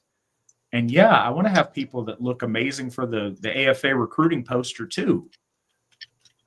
But I'm really happy that all our people show up. And I love to have our folk come home. And I'd love to help our folk in any way we can so they can be the very best they can be. And I really hope, and I look to my folk to help me be better in the ways that I need to be better. We all are, to one degree or another, askew from perfection, and we should all strive towards it. And that's the important thing. It's not, like I said, it's easy to recognize imperfection, but it's a harder thing to encourage and help people become closer to that perfection that we all would like to achieve. And I think we're doing a good job of that in the AFA. I've seen a lot of stories about that. I've felt it in my own life. I've seen it in my own health. I've seen it in the health of my family. So there's a lot going on with that. And this is a strange rabbit trail on your question, but I think that it's what's relevant about your question. It's the stuff we're looking forward to in the, after the Trump victory. And I talked about the Make America Healthy Again thing being really important to help some of our folks that struggle so much with obesity and other things. But what I wanted to get you on, and I was waiting for you to come back for, is Jarnsaxa here the same as Thor's wife and mother of Uller Also, are Jarnsaxa and Sif different, or is Jarnsaxa a name for Sif? I think you will break this down in a way that, in the most complete way. So go ahead and take this. Yeah. One of the things I had mentioned earlier about Snorri and his usage of the word Jotun, and kind of in leagues with some of the questions that were spoken of. Jotun doesn't mean enemy. Jotun really means like the best way to view it is an elder being, an old being. And it has connotations to consumption and destruction, or as I often say, it's resistance and then dissipation. Jotunheim in the east is the force in the material that pushes things, that break things down, and then it sops up things. It consumes it in a way. And these ancient forces are continuously doing this while the Vanir are placing in life and pulling out death. They're working with the soul substance of the animal and the plant, if you will. But so it goes into Snorri and the usage of the word Jotun in relation to certain beings. And like one that's easy to point out is Jorð, the goddess of the earth, Fjorgin, and the referencing towards her. Is this correct or not? I don't assume. I'm just presenting the idea that, or just presenting the notion that there was some incorrect placements on the titling of that, or there was knowledge that was lost by Snorri and he didn't understand the levels. And so he created certain hierarchical things in order to make things organized. Just like our ancestors didn't call the Himinvarður the Himinvarður. We do that now because it helps us organize things. First asterisk, I have no idea if our ancestors called them the Himinvarður. Yeah, for all we know, they could have. There is that. I mean, then they didn't write it down or something, but Jarnsaxa and Thor's relations to the middle are often forgot about. Thor has these, and I think these stories are lost, but perfect example of this. He gains the iron rod from Gríður in order to fight off as he's establishing his dominion in the middle and kind of taking over things. He interplays with the middle beings of Jotunheim and I would say the Vanir in order to kind of establish his dominion. And Gríður, what's that? Svan is a fun fact. I think that one of Witan Svan's favorite pieces of our lore is Thor's oft-forgotten iron beaten stick. I think that is Svan's particular thing that he really likes, and I appreciate that because it is something that doesn't get talked about a lot, and it's kind of neat. Yeah, and it lends to the... Nick can probably pull up a picture of its featuring in the magnificent Thor mural that Svan, our very own Witan Svan, painted at Thor's Hoff. Yeah, the crudgel, it's called the war crudgel or the combat crudgel or the combat staff. The Gríður means that which is, constantly fighting against. And that is, she is listed as a Jotun, as well as Jarð is also listed as a Jotun, his mother. I think that the semantics of that at this point, before the War of the Aesir, when the Vanir and the Jotuns are kind of duking it out in the middle, there is a cause of great confusion. But is Jarnsaxa Sif? I do not believe that is the case.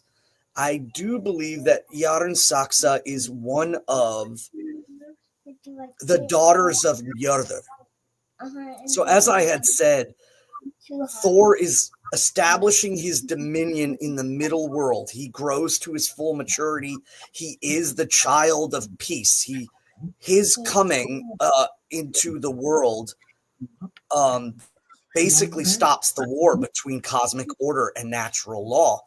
Lord Odin was being Lord Odin and doing great things, and he, in essence, solidified their peace in Thor.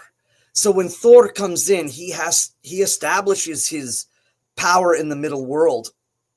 And in doing so, I think his interaction with yes, there it is. And his belt is called Jordmayen, or excuse me, Mayen Jord, which means earth might.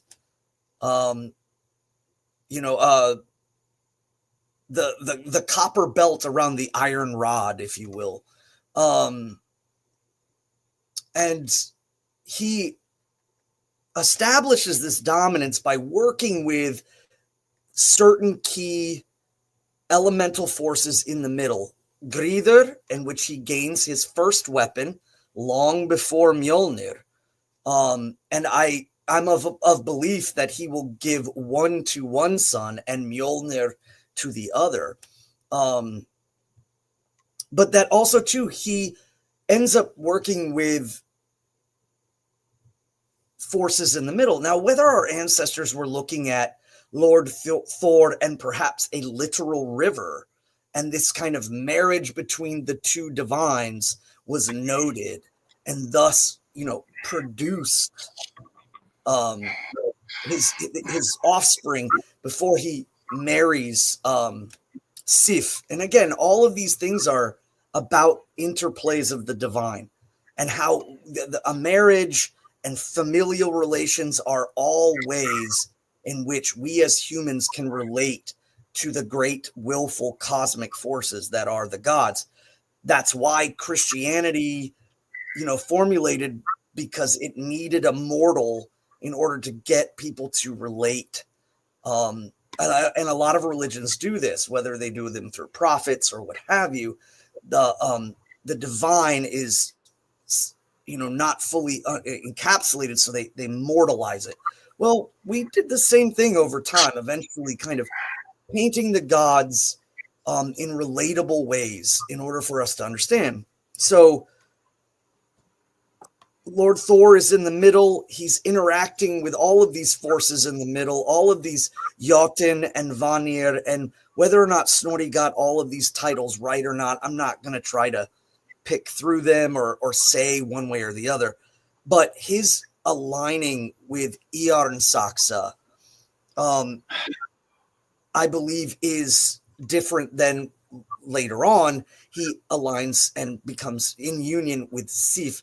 I think that from a perspective of, say, like stories, this would be relatable in the idea that, our ancestors did have dynamic family situations. There were people that would get married, people that would die. There was, splits and divorces and wars and things would creep up in between. So our ancestors did relate to the idea of like having a stepson, Ullr. But I don't know about the literalism of that. I think it's more about the relation. Ullr is synthesized from other powers, and Lord Thor is now synthesizing with the feminine that created Ullr. So that would translate into you're a stepson. It makes it relatable. I have always taken to that Jarnsaxa is one of the 9 daughters of Lord Njord, and that Snorri may have been off with his titling of Jotun. And again, I think if he didn't know or had no previous knowledge, that's what he slapped on, because ancient being, it's a safe word for a 12th century poet who's not even practicing the faith of his say his grandfather, is trying to make sense of everything. But Sif is never mentioned as to exactly where she is originated from, nor is Idun. And I don't think, unless we can find some clues to balance, or there's an interjection of perhaps religious insight to this. Forcing it, I think, is not the thing to do, but we see Sif connected to there was one scholar who said, her name most likely is connected to Sib, which means family in Old Norse. And I think that has merit. Actually, I think the way the gods help us understand them is through kind of collecting things or showing signposts. The orchard, or not the orchard, excuse me, the field, the land around the home itself, the family are kind of all interconnected. So I know some people are like, Sif is connected to wheat fields, and others are like, no. Linguistically, it's the family. And I think the overall message that Sif is sending to us is, no, I am the entirety of that. I am the land, the fruit of the land, and the fruit of the father and the mother and the children, the wheat fields that they grow in blood. I know that sounds kind of ominous, or maybe pretty metal, but that's kind of where she has her dominion. And Jarnsaxa is different. And because I also believe that Heimdallr may be that central place, whether it's Hyperborea or the heart of the Caucasus Mountains or what have you, the place where the 9 rivers intersect into this place where Heimdallr is born. I think that Lord Thor was interacting with a very powerful element that was around and in our ancestors. And I'm talking prehistorical ancestors. The stories just carried this, into the Nordic age. And that's what kind of, again, connects him to the middle and during his relations before, I guess, marrying Sif, or, if we're looking at timelines and stuff. Yeah. And then I saw another question in here about Jarnsaxa connected to Saxnet of the Saxons. And I figured that would be good to address them both kind of in the same area. There's a question here by Hamawiz. He says, also, is it possible that Jarnsaxa is related to Saxnat, the god of the Saxons, or is this a generic description of a knife? First off, I think in the Nordic sense, the word saxa doesn't mean knife. It means sword or short sword. And I think that's the general sense amongst the elder Saxons. Whether they're connected or not, I don't know, unless that's perhaps another clue. See, the gods know. The gods are real and they know these kind of things. I think in reality, attaining knowledge is only attained through introspection. So perhaps you just gave the signpost. What if there is perhaps a place in which the 9 rivers coalesce to the water, and that may be of the Saxon people? I have a tendency to believe that Saxnat is an ascended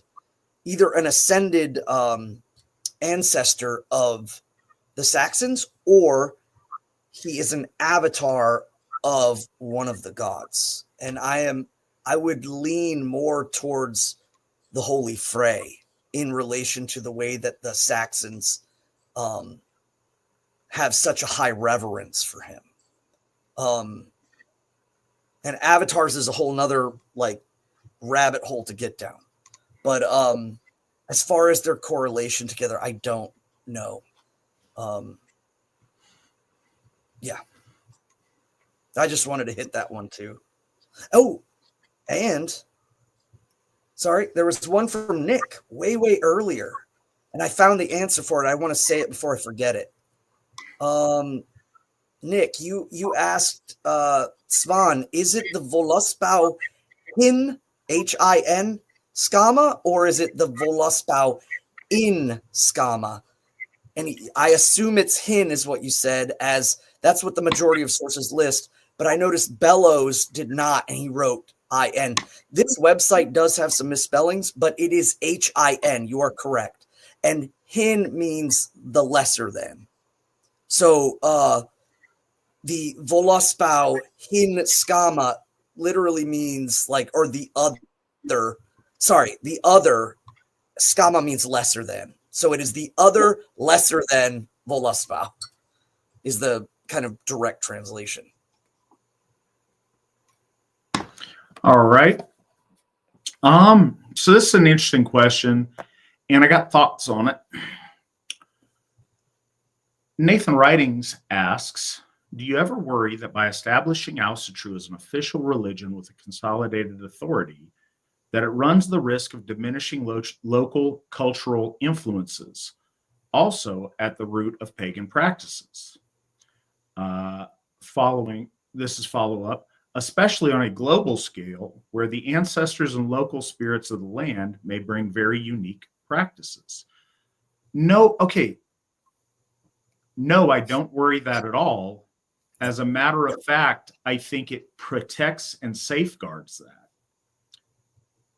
But I do absolutely acknowledge what you're saying. Like I see that thought process, and it makes sense.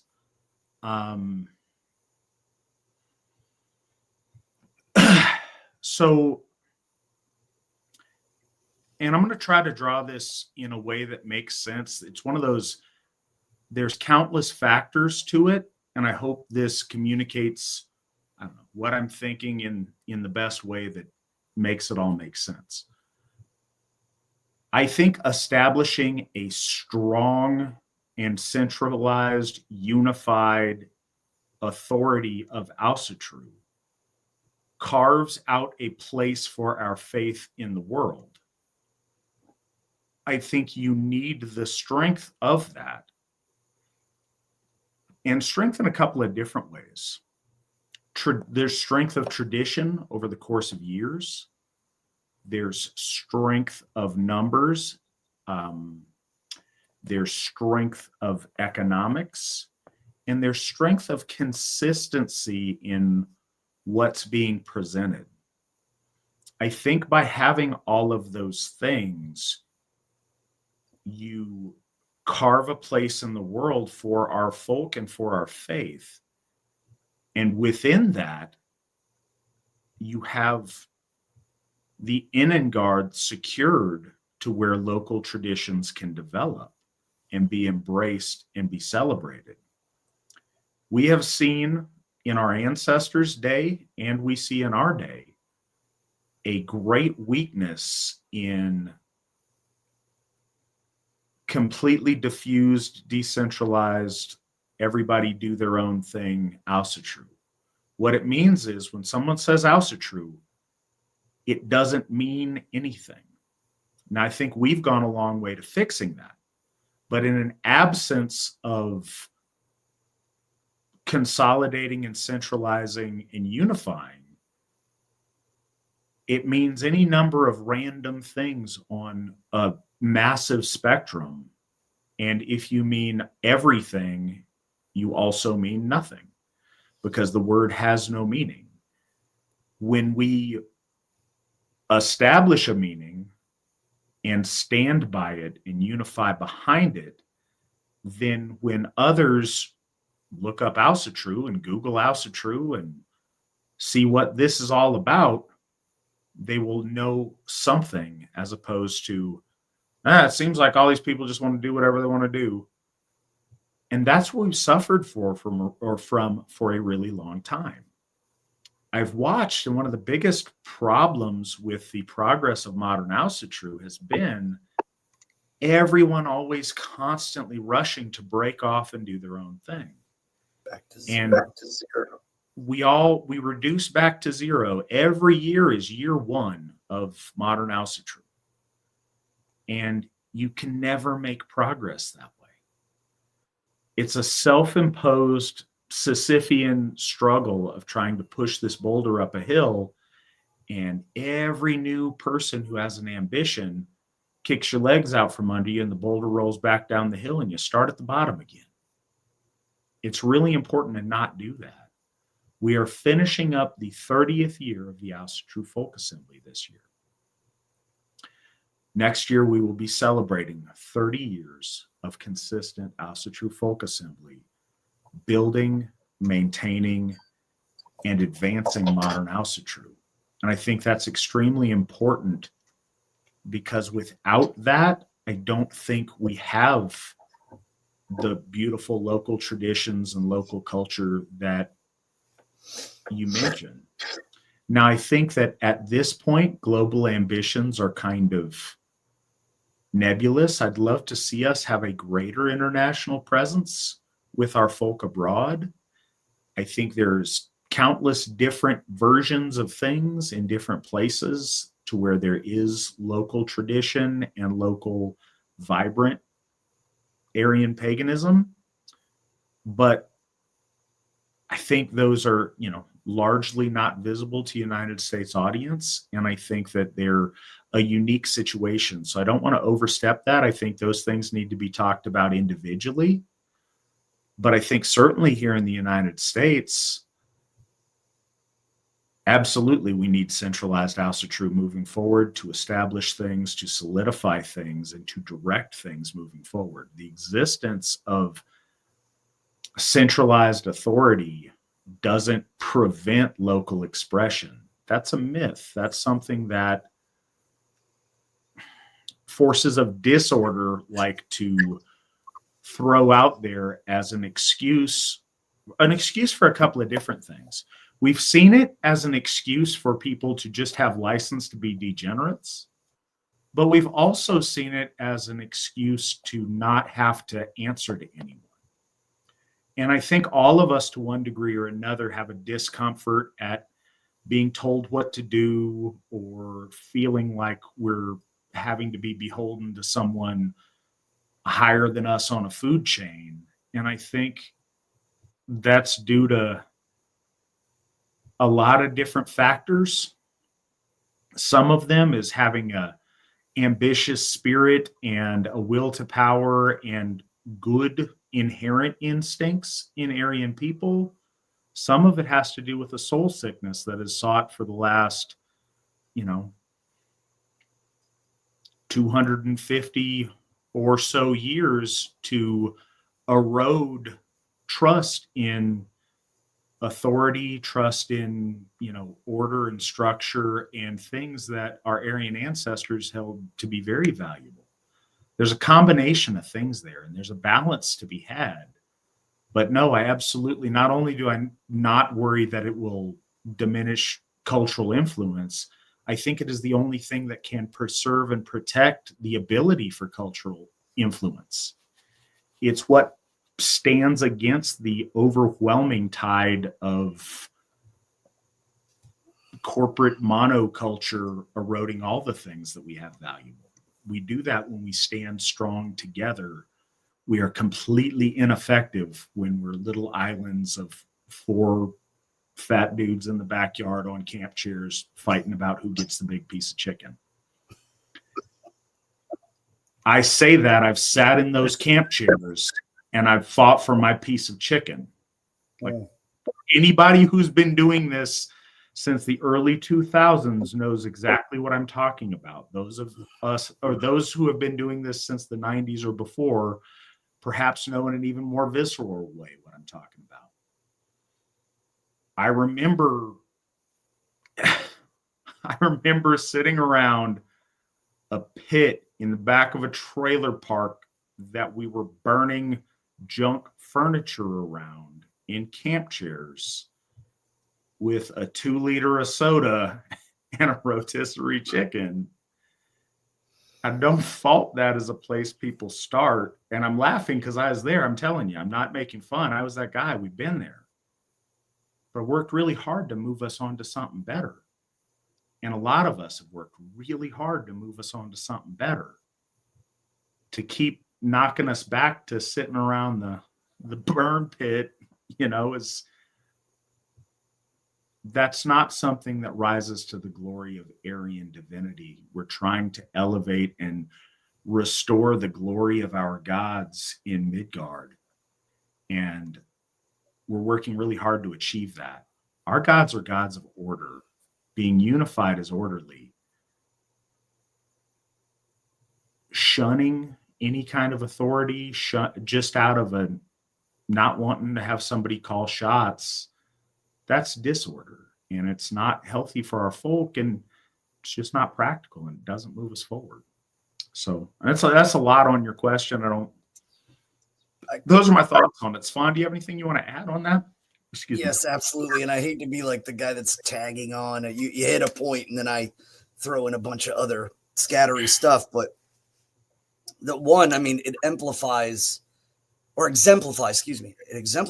a course in our faith, is that when the forces of dissipation are coming in and tearing apart those that are separate, and we see this time and time again, whether it's in the godly form or whether it's in the mortal form, but the moment that they come together and unify against the dissipative forces, then it survives. So the Aesir and the Vanir become the totality of the gods, the Aesir, against resistance, against the dissipative forces. So that kind of exemplifies things. But I wanted to say, you said consolidated authority. I think that's really important to differentiate, because those two don't usually, and Aesir said it, they don't always mean the same thing. Consolidated authority doesn't mean death of local or familial issues or traditions or ideas. One of the things that I've noticed is that other people who are attempting, they've started out their year zero, and maybe they're in their year 1s or 2s. These other kind of Asatru groups, when you read their stuff is super confining. You're going to lay down this altar in this way. You're going to have your sticks and your squares, and all of these things are going to be set up in specific ways with all these little accoutrements everywhere. And that's the way we do this with structure. And but no, the Asatru Folk Assembly has gone in a different way. And I think it's because, one, we've got large numbers. 2, we have temples. And 3, we've got heads on our shoulders that are firmly placed. Instead, we started looking at bloatar based on like breaking it down into 3 steps. A bloat is only really 3 sections. And the reason why we did that is specifically because every temple, every kindred, and every family may have unique things that they like or they will do in their bloats. So as long as we frame to everyone, these are the 3 sections you must have. You must come into the place with sacred thought and be, clean and prepared. You must exchange the gift cycle with the gods and speak, through the transference. And then you must exit out. And sometimes that exiting out takes the form of a maypole or jumping a fire or, wafting smoke or burning a ship, whatever it might be. We broke it down far more simply because we understood that people had different expressions. Sometimes, for instance, Baldur's Hoff versus Odin's Hoff. Odin's Hoff has strictures on fire based on whether it's dry outside or not. But they have a big, fireplace or a fire pit. And then Baldur's Hoff doesn't. They just can't facilitate it because of the way that it's structured. So these considerations create local ways in which things are done. Sometimes what would be a bonfire or a fire at Odin's Hof is a lamp or a lantern at Baldur's Hof. And you find these kind of unique things. And then when we get to go to other Hoffs and go to national events and see people doing things in different areas, it's always just a little bit different. There's never any just, follow step 1, follow step 2, follow step 3. And I am guilty of that. I am a big, collective follow the SOPs. But it's been a learning curve for me, especially talking with the Gothar, that these unique things go. I dissolved my kindred, and I was like, no, we're going all, it's just the Trihorn, and we're doing. And Aesir was like, no, listen, people need to express themselves locally. You can't just like gray wash everyone. So he kind of pulled me into check on some of that stuff. And it's not that that's what he wants. That's what's happening, and observing that and seeing that doesn't go away. So I think what Aesir really said too about the forces outside of us that try to diminish our achievements and diminish our mission will say, oh, you can't do this and you can't do that with the AFA. Again, there's an open door policy. You can ask and you'll find out very honestly whether or not something is agreed upon or not. And you generally could just look around at other kindreds and see that they express themselves in individual ways. Every place has, there's the water hole at Njordshof that has a gator in it now, a land white, if you will. It's unique to itself. And there's so much, but the authority that's consolidated to keep us forward, to keep us looking forward, to keep us looking upward, to constantly remind us, you got to keep working. And two, you can't settle on, just where you're at. That's what we need. That's what Asatru has always needed. I've been since the 90s, and Asatru has lacked that. Asatru has lacked your basic red line. And the AFA is trying to say, hey, look, this is the basic red line. Anything outside of that is local, and as long as it's not placed in perhaps ill thought, based in a negative, you're teaching your children to hate something, or you're going to hold a bloat, but there's going to be the Jotuns, Semite that we're going to burn or whatever. I'm bringing that up because of the question earlier. That's when it starts to get off, and you'll have Gothar trying to guide you. They will step in and guide you and to certain degrees, but as long as it's built on the positive, it's built on the noble, expression locally. And then speaking of the list of the gods, we've already spoken about this. The list of the gods is the red line. I know personally that there is a Gothar who honors the goddess Hretha. And I have talked to him about linguistics and so on and so forth. But when he was coming up into the faith, that was the Anglo-Saxon goddess Hretha, the goddess of the ice shine. And I have brought up connectivity towards Rindr, the Austvinir Rindr. But we're not cramming. And he said, no, I will hold and reserve this belief for myself. And it's not outside of our faith. It's not foreign. And nobody, objected to it. And he's Gothar. So we said, this is the red line, build upon it, expound upon it, and make it unique. But we're together in this, and we're under one banner. I'm going to piggyback onto this with a discussion that's kind of going on in the comments. And I'm just going to skip forward. We'll go back to some other questions, because I think this is particularly relevant to the discussion we're having. The Wolf Throne asks, if Asatru gets big enough, would the AFA consider establishing different sects of worship within the AFA? Like we could have a sect that particularly worships Thor as a patron, like a modern day cult of Thor.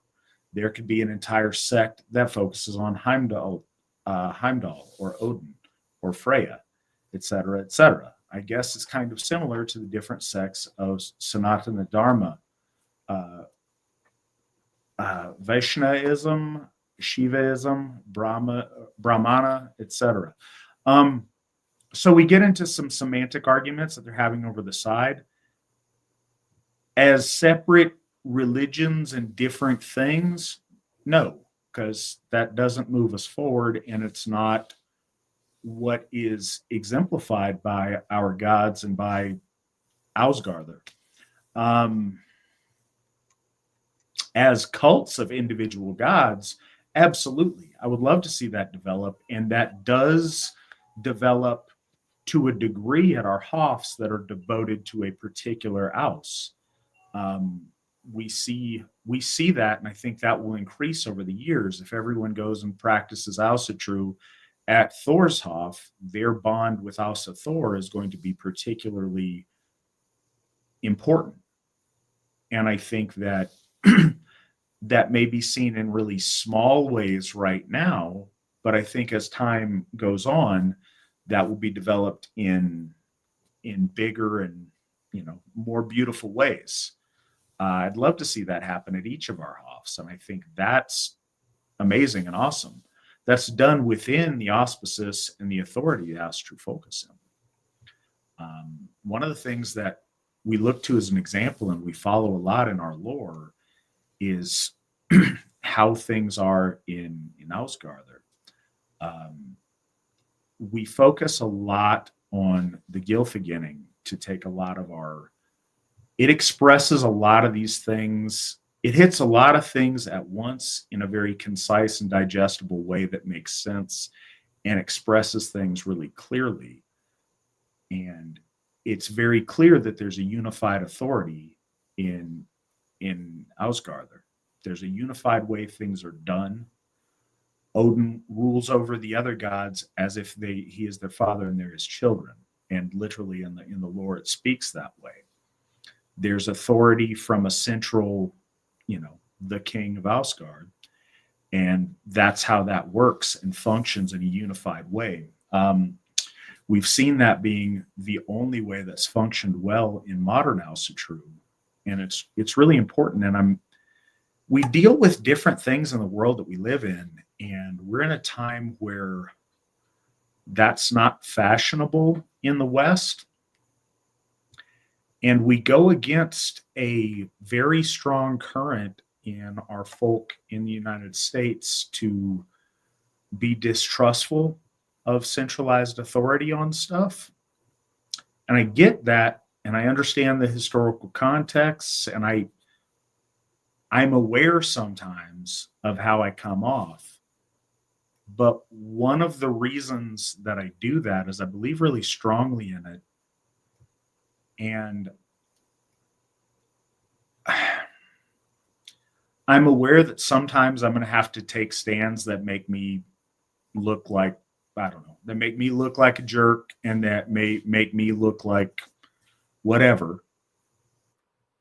But it's essential, and I would rather I take that hit than us keep having this discussion till eternity and not move forward. There's a right way and a wrong way to do things. Sometimes I take stands that, are important, that may make, people gnash their teeth at me trying to be the Alsa Pope or whatever people say. But I want Gothi number 3 to be in a much more secure position. And I want Gothi number 4 and 5 and 6 and 7 and 53 to be secure in a spot where they're leading our faith and leading our folk, and to get us closer to where we ought to be than we are today. And we found a formula that works really well towards that. We're nowhere near where we'd like to be, but we're so much closer than we were. And every year we're closer still. Hopefully, before I leave Midgard, we will be so much closer. But hopefully we get much closer after that. Hopefully we're always moving forward, and we're always building, we're always achieving, we're always becoming more than we are. And doing so in a unified fashion is how we do that. And so that's a fundamental of the AFA, and we believe that strongly. Got some other questions here. I want to find our spot so I'm not skipping anything. This chat is on fire, and we've had a really good chat room the past couple of weeks, and I'm really happy about that. This is as good a time as any. Thank you, everybody who tunes in and week out to participate and move this forward. We had 15 stanzas of lore tonight. So y'all's questions and places that you take it in the chat, that's so much of what drives the program. And I think it's really important. I appreciate you guys being here and asking questions and participating and having respectful discussion in the chat room. I think it's a really cool thing to see, and I'm very glad we have that.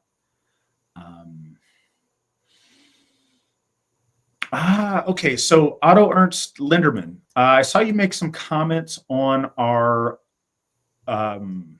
what's it called, community tab on YouTube as well. When we put out the stuff, so when we had 2 hurricanes hit kind of back to back, and the concern about Florida was we weren't sure how the next one was going to hit them. It's an inside thing, but you asked, why the emphasis on Florida, because the Appalachian folk were hit so much more. I don't know if you caught it a few weeks ago, but 2 of our folk builders, one of which lives in the affected area in North Carolina, and the other all the way from Montana, went out along with a number of other volunteers with the AFA and with other groups that care about our folk, and spent better part of 2 weeks in disaster relief in rural North Carolina. So we put in a lot of effort there trying to help folks. And I say some of our people did, and a lot of you guys donated to that. So we were able to provide funds and help for a lot of folks there. And I'm really proud of the folks that put that in and spent that effort. Folk builder Tyler Heinlein and folk builder Tyler Bethay really, really made us proud during that. You said your question is, how are the members in West North Carolina and East Tennessee area doing? Haven't heard anything about them from the AFA. We did a whole show on that a few weeks back. If you check back in our stuff, that may tell you a little bit more about the situation. As it was, our membership fortunately was spared the worst of that. Some people got some flood surge, but not a lot. But our folk in a bigger sense were very affected. And we've, did a lot to help those folks, specifically those young men with the 2 Tylers there and their fraternal order of the Ulf Hednar. They put in a lot of work for that. And they would have, like I said, that previous video would tell you a little bit more about the situation, but fortunately our folk, our members did fine during it and were spared.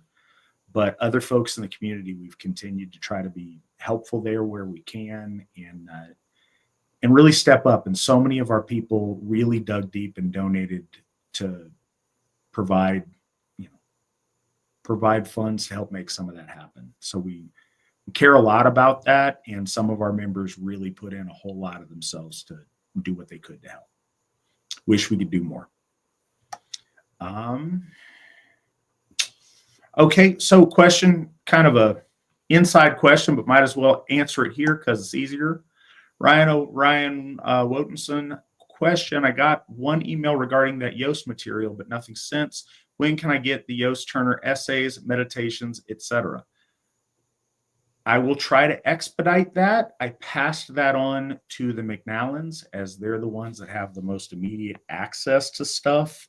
And he was such a close personal friend to Steve and such a profound influence on Steve. I will check in on that. I wouldn't expect an immediate turnaround on that.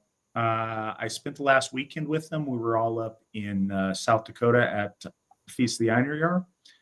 I'm going to see the McNallans again this weekend at our local Odenshof Feast of the Einherjar, and I will check in with them on that. And I'll try to keep nudging that along to make sure they get to you. But balls out of my court for some of the material, as I don't have the immediate access to it. But keep reminding me, and I'm going to do what I can. Okay. I skipped around a little bit, so I got to sort through. All right. Wolf Throne asks, Matt, as a martial artist, what is your opinion of Shaolin Kung Fu? Does it look practical? No, it looks ridiculous. But that doesn't mean it is. So here's a thing. There is and I don't think there is any style of martial art that doesn't do this to one degree or another. And I think it is natural to root for the home team. But there's this idea that, like, no, my martial art, this is the only real martial art, and everything else, that doesn't work in real life. These people are dumb. You need to do insert whatever. Whatever you do is the thing that works, and everybody else's thing is stupid. And it is a common malady in martial arts to where every dojo thinks that. We've had waves of that in the dojo I train at, where anybody else that, is skilled at something else, no, that's not the real way to do it. We know the real stuff. That's silly, and I think it's counterproductive.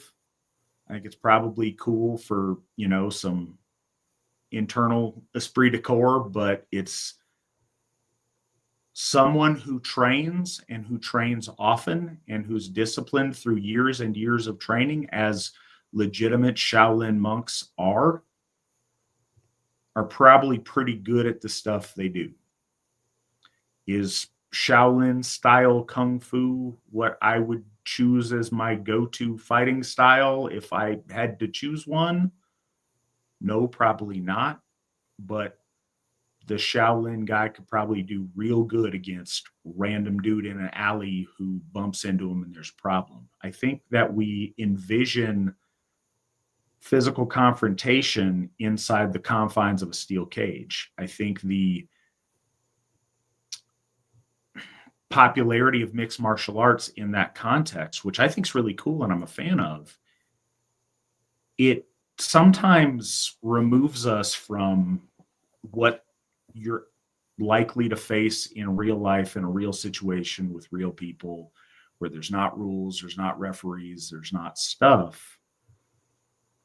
Things work a little bit different in my experience. And I don't say this as a martial artist. I say that as a bouncer and a guy that's been in fights and seen stuff that works and stuff that doesn't. I think we've all probably seen the video, and this reel goes around, and I think it's pretty old, of this white dude, and there's a bunch of black guys around him, and they try to get in a fight with him. And he goes into this absurd, like, horse stance martial arts pose that just looks absolutely ridiculous, and he looks like a buffoon. And then he proceeds to destroy his opponent. And it looks silly, but the guy trains and he knows what he's doing, and the other guy's just trying to be tough. So I think training's awesome. And I think that if you are devoting your time to Shaolin Kung Fu and you spend your time on that, you're probably not somebody that the average guy who tries to pick a fight with really wants to test. I think if you're talking about what works in the world of competitive fighting, it's a real different thing. And I don't really think that's something that most any of us, myself certainly included, are ever going to interface with. So, any martial art is much better than no martial arts. And everybody's own martial art is the one that's the best and everybody else sucks. And that just seems to be how that works. But no, I don't think it's ridiculous at all. I think it's awesome. And what I think, this is something else that I know to be true. The more you train in a martial context, and the more you make yourself comfortable and you develop muscle memory of doing martial things, you internalize that. We talked a little bit earlier about the woad self, and I think this is a little bit of that and maybe more of the hammer, but you project a confidence and a powerful aura when you are comfortable in conflict, when you're comfortable in physical altercation, and when you know what you're doing. And you may not notice it, But just the fact of you being somebody who does martial arts and trains martial arts and keeps their mind and their body in a martial state is going to get you out of a lot of bad situations you might otherwise find yourself in. People who are predators there are predators out there and there are scavengers, and both of these are affected by this. People look for an easy mark. They look for somebody who they are going to be able to embarrass or to take advantage of, or to, they look for a path that is easy. When you hold yourself in a martial way and you are confident in your abilities through training and through muscle memory, most people will continue looking for an easier target or something that's, going to be more compliant with what they want to accomplish. And I saw that when, in my years of bouncing, when I first started, I was in fights often. By the time I left, I was in fights almost never. It was less fun, but magically people just did what I asked them. And maybe some of that is quote unquote street cred at the place I worked at, but it was tourists. There were people in and out of there. It wasn't that. It was a comfort in being in a confrontation and a comfort with my own abilities and being in that place mentally. And I saw this with people I worked with as well. No, the guy that just came in there on the weekend and was new and didn't know what they were doing and acted scared, that was the guy that was always in a fight, and there was always something. That guy was always in peril. The people who were comfortable and weren't like that, they were just fine. They would have to step in and engage with people to get other people out of peril. But problems didn't come their way. And I think that that's a fundamental to any kind of martial arts training. Also, as a plug for martial arts training, because I think it's really important and it's helped me a lot, it can be, and it is for me, an active meditation. We have so much stimulus in the world we live in today from all kinds of different sources. Going into a dojo or wherever you do your thing and having to focus on a physical exertion towards doing something well, doing something perfectly, and focusing on a task, especially repetitively, gets you in a place where it takes you out of the mundane world that you're dealing with and puts you in a special place for a period of time where you can focus on developing a martial bearing, engaging your body physically in something martial. And I think it's really valuable. I'd encourage everybody out there, whatever you can do. If it's boxing, awesome. If it's wrestling, great. If it's karate, cool. If it's taekwondo, okay, cool. Whatever it might be. If it's Brazilian jiu-jitsu, if it's Japanese jiu-jitsu, if it's Shaolin kung fu, do something. And I think that's really important, especially for the men. I also think it's important for the ladies too, but specifically for the men, I think it's essential. May I? Yeah, please. Yeah, I consider myself a bit of a martial artist. I got directed towards you, and I was like, "What am I, chopped liver over here?" Swan's got some credit. All the lore stuff was directed at you tonight. I don't know what you're talking about. It's just, I tell people your bona fides here. Svan's got some martial arts street cred here. At 9 years old, I started in Taekwondo and eventually switched over to Hapkido.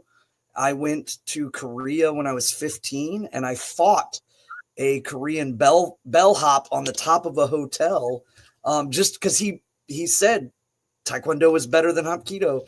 I had like a real kind of, I don't know, kung fu movie moment there.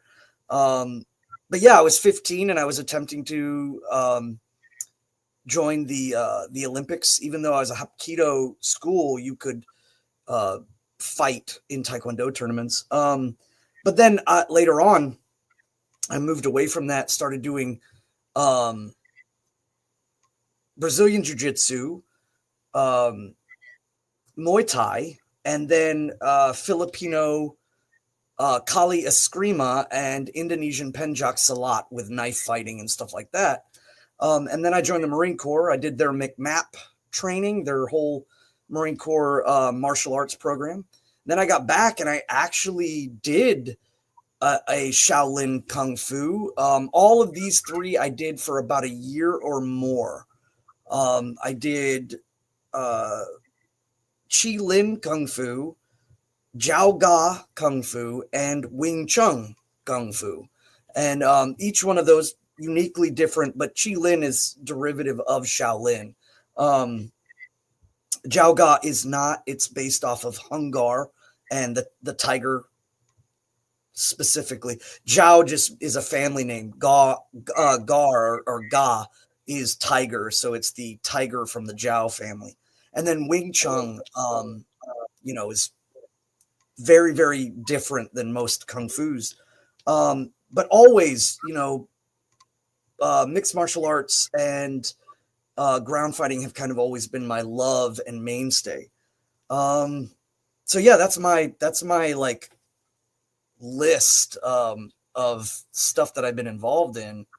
I would say that the best way to look at it is, again, I'm bringing up the tripartite. There's always threes. The way you can look at martial arts is, in the East, there is forms. In the West, there is drills. And then ultimately, they culminate to experience. So whenever I met someone who was training, like when I was training in Chi Lin or Jiao Ga, they had these forms that they would work on. And that's part of their exercise and part of the formulation of their techniques. When they fought, it was not the same. It was muted.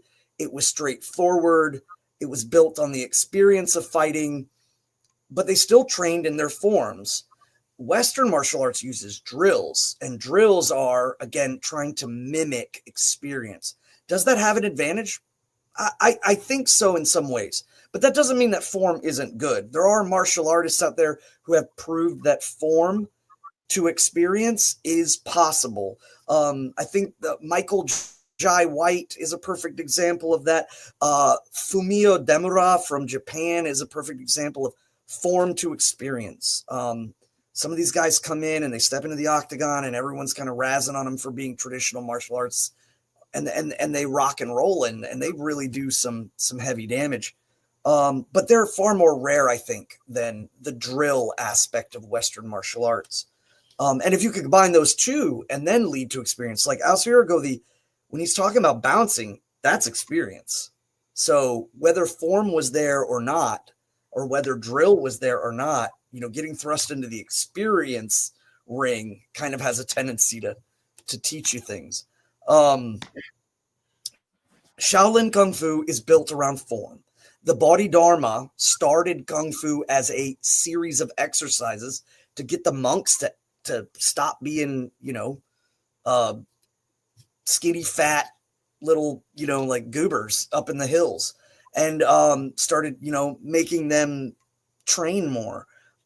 So if you look at it first as that the Kung Fu is exercise and then built into because of experience, that's how they kind of moved in. And they do have drills, but yeah, is it legitimate? 100% what the Aesir said. It's better than nothing. And yes, it does. I've fought some guys who were Jiao Ga and Chi Lin Kung Fu, and they were some of the best fighters that I've ever squared up. And I've squared up with Muay Thai guys. I squared up with boxers and or just general Jeet Kune Do and MMA. And what I noticed is they don't do a lot of the pomp and flair, but their basics of forms are still there. They'll be doing chi saos and they'll be doing all of their kind of differential blocks and punches that are, brought into forms. They're doing a lot of like hook passing and like wide overhand, the Jiaoga, the tiger punch that they would do. They brought that into fighting. It was just more streamlined based off of experience. And it looked way different than, say, like boxing or kickboxing or whatever.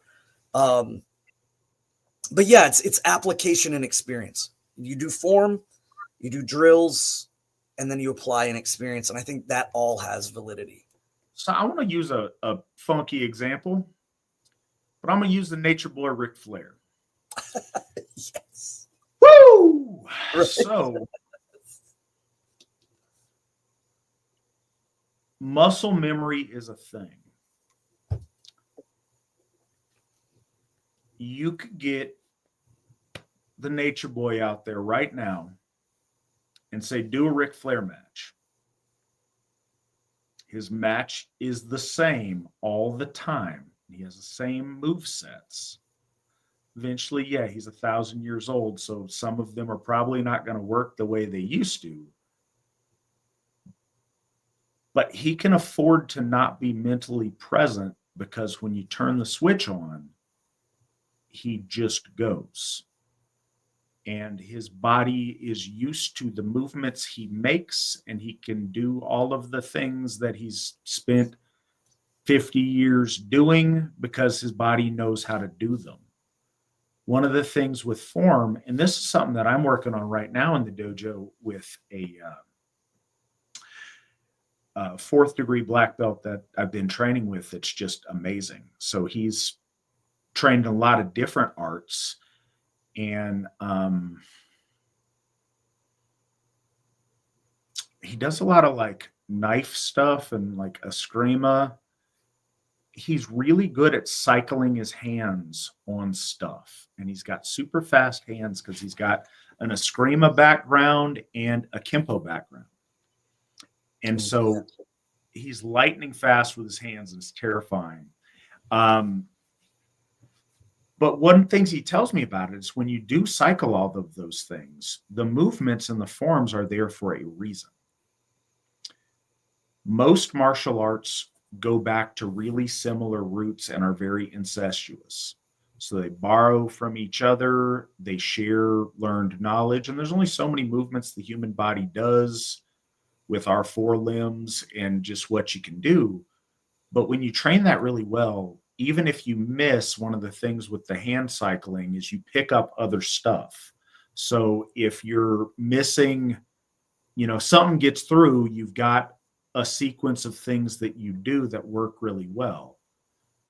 Just training stuff over the years, when somebody's horsing around or whatever, if I'm just grabbing them or getting out of the way or deflecting something, all of a sudden I've got them in some kind of a wrist lock, and I didn't know I put them there. I'm like, oh, because I've trained that so many times, my body just knows to do that. And little things like that, time matters, seconds matter, not sitting around and wondering what you're going to do, but just doing matters. So the more time you put in, the more that muscle memory is 100% a thing. So even if all it is forms, cool, you have a muscle memory and you have a form for a bunch of different strikes at different levels, for moving yourself offline from different things that come your way. And I think if you took the Shaolin guy, even if he looks kind of silly in a modern context somewhere, I think you'd be really surprised at some of the stuff he pulls out that you didn't expect, because his body just knows how to do that. And so he doesn't think, he just does. If you can train yourself to just do without having to think and be reactive all the time, there's a real big benefit in that. But yeah, yes, we're going on a long tangent on it because it's something that we think's cool and you happen to touch on it. But no, it's really important. And I would encourage everyone listening to this, do martial arts of some sort. Some is better than none, always. And, share what you know. Share it with others. One of the coolest things about mixed martial arts is the idea of learning from different disciplines and different things that work and incorporating those things. So yeah, go out, by all means, do that. I noticed some odd stuff here in the chat about accents. I was wondering, I didn't catch all of that, or I guess somebody got. I'd ignore it. Ain't no big deal. Oh, I didn't know if that was directed towards me. It wasn't. The conversation has kind of progressed. It was about me. Don't worry.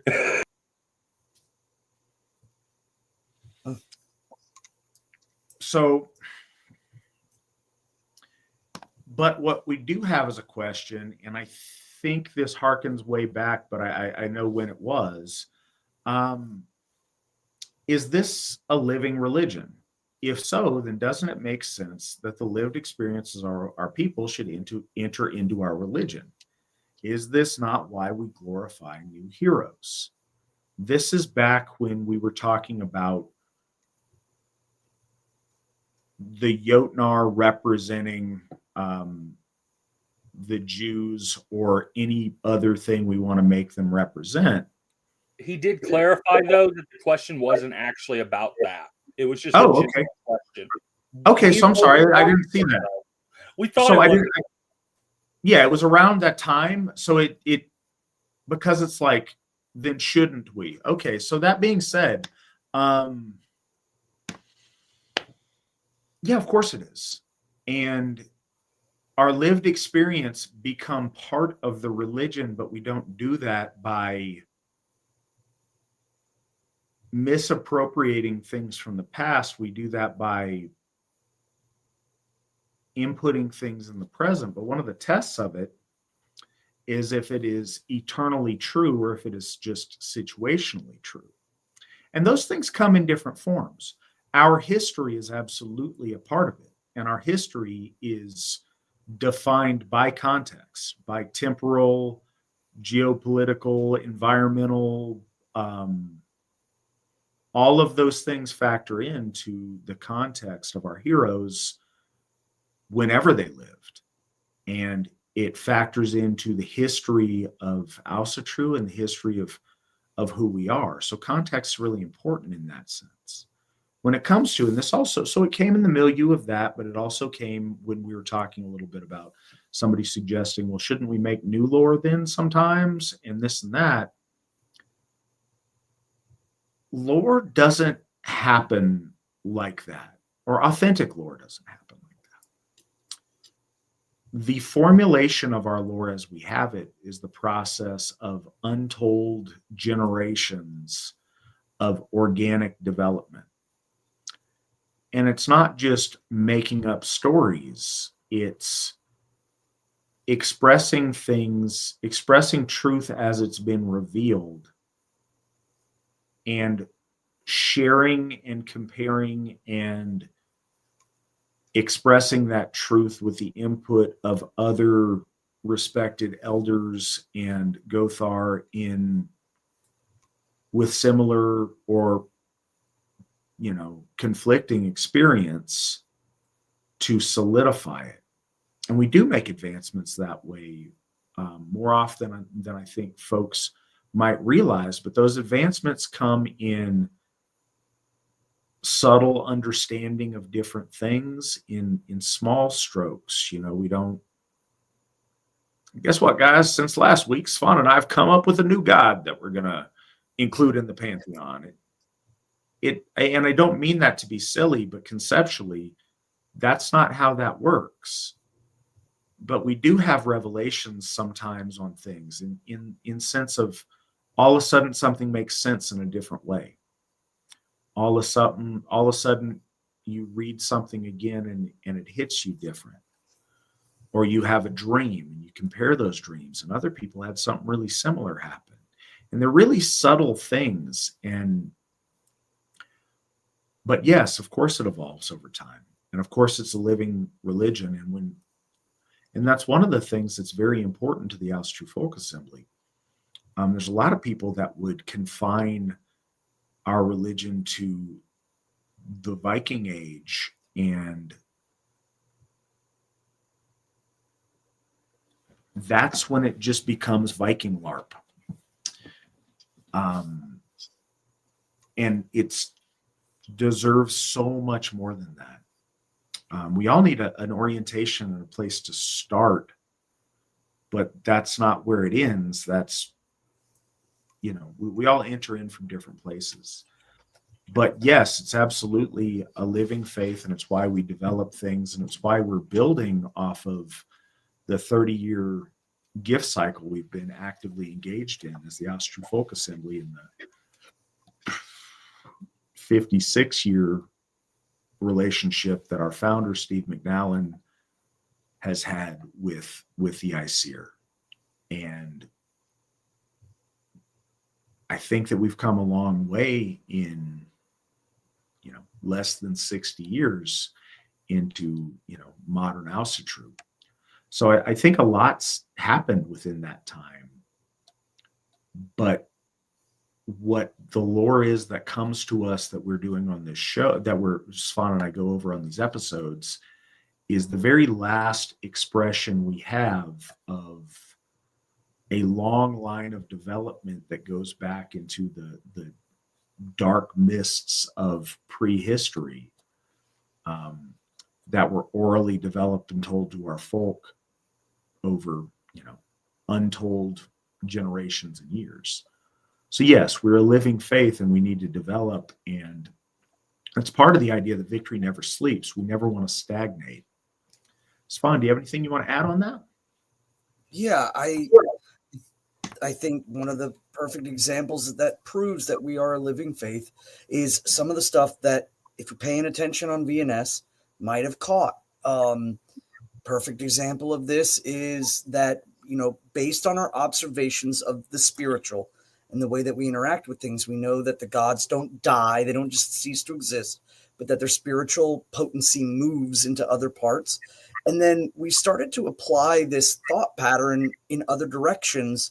And one of the big things that, again, hearkening on the tripartites and movements and so on, I had introduced, of my belief that Bor and Bestla and their soul, after transference of lifting up heaven and making heaven, their souls transfer to the eagle and the hawk, or that Ymir soul descends as Njordshof, and he's changing his place in the cosmos, but continuing his mission. That's not in the lore. And a lot of people could say, like, oh, that's not written. But that's absolutely a living and organic observation. But it's done not willy-nilly. It's not for convenience. It's an idea through meditation, through prayer, and an evolution of an understanding that, what if this is the fragments that we are piecing together a new line of understanding, the heart of Adumla becoming Ratatosk, and Bor and Bestla's soul ascending and presiding over the heavenly realm, and Njordshof, is Ymir's soul sludging down into the roots of the tree. Another one, the classification of the rivers. I mean, we already had the Elvigar from lore, but Grimnismal has many other rivers, and suddenly, we know some of them in the heavenly realm. So that was already listed elsewhere. So we took it upon ourselves to classify and understand, okay, so these rivers are named this way because they take heavenly precedence. There are middle rivers that take up mundane or modern or physical precedence. And then, of course, we already had the list of the Elvigar down below. So, there's other people that have tried to take those translations, haven't really gotten anywhere with them, or just kind of left them as just their poetic nuances. But one of the things that I, try to emphasize to the Gothar in the AFA is about numerical balance, force balance, and movement throughout the upper, middle, and lower, and why it's so important that there is a lower, a middle, and an upper, and why it's so important that Yggdrasil is in heaven and that its roots reach out to the cosmos. And if you go and change that, you start to disbalance all the other stories that have, relation, or the idea that, like, there are no rivers in heaven. When Thor leaves Asgard, he has to cross these rivers into the lower realms. And it's like, no, there's rivers in heaven. And it's like a slippery slope where these people are organically changing things, but they're doing it out of convenience, not necessarily out of, introspection. It's the same as the question that was asked about like Shaivism and Vaishnavism, and the idea that you see a lot of people in modern Asatru, they're going to make Lord Odin everything. He is Sky Father. He's Heimdallr. He's I had one person say he's, one of his Heiti is the Thunderer. So he was kind of lumping Lord Thor into Lord Odin, and just the mashing of one, kind of monotheistic, or like Odinism in the monotheistical sense. And I don't think that's correct. And I don't think that's the kind of organic growth that we should be looking at. I think we should be looking at things very carefully, and with first the sense of piety, second the sense of faith, and third the sense of scholastic or archaeological. Those are very, very important. But some people are, again, Ostara exists in the Norse pantheon as not because I need her to. That's where the difference between.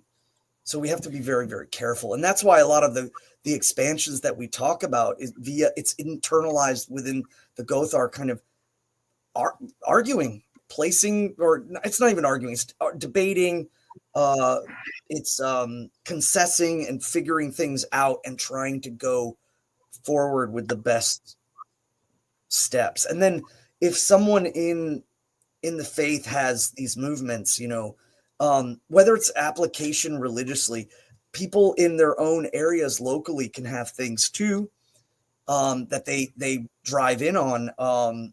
Perfect example is our folk builder, Ron Boardman, has a lot of very personal things that he does in his area that connect him to the gods that I don't in that same sense. That's okay. But that, and it's not stifling of that, but the idea is that when we start, say, like trying to change lore, shift lore too greatly without any consideration, I think that's when the organicness needs to be kind of brought into check. When you start, blatantly shifting cosmological powers, especially because the Asatru Folk Assembly, the formation of theological ideas get kind of twisted on their head when, people start moving things around in a lot of ways. And I think you lose a lot of its intended and already there power. It's just about kind of translating it to folks to see it. So through observation, this is how the story tells it. And instead of thinking, the roots of a tree can't be in 3 levels, so Snorri was talking about the tree being on its side because he's a Christian, and Christians didn't want the tree to be up, so the 3 levels are all on the same level, but they're laying. That kind of garbage to me is just so aggravating. And it's like they're working their way around. Tyr isn't really a god, it's Loki, or it's this. It's like, no, the observable points are there. It's just about kind of finding and understanding the connections there, instead of jamming, creating these kind of hypotheses. No, it's not Heimdallr, it's Odin, because Odin is the rune god, and Heimdallr could never give out the runes. It just can't be. That kind of stuff is just, that's not organic. And I really don't think that furthers the faith. Us being hard polytheists, and why can't the gods know the sacrifice of their lord and chief, Lord Odin, who synthesizes himself to the circulatory system of the entire universe, brings back this knowledge and gives it to his people. And then one of them gives it to the people of the middle, the blood carriers, the breath carriers. He comes down and gives that gift. It's just that's a long and kind of aggravating subject, but I did want to kind of interject on that one. All right.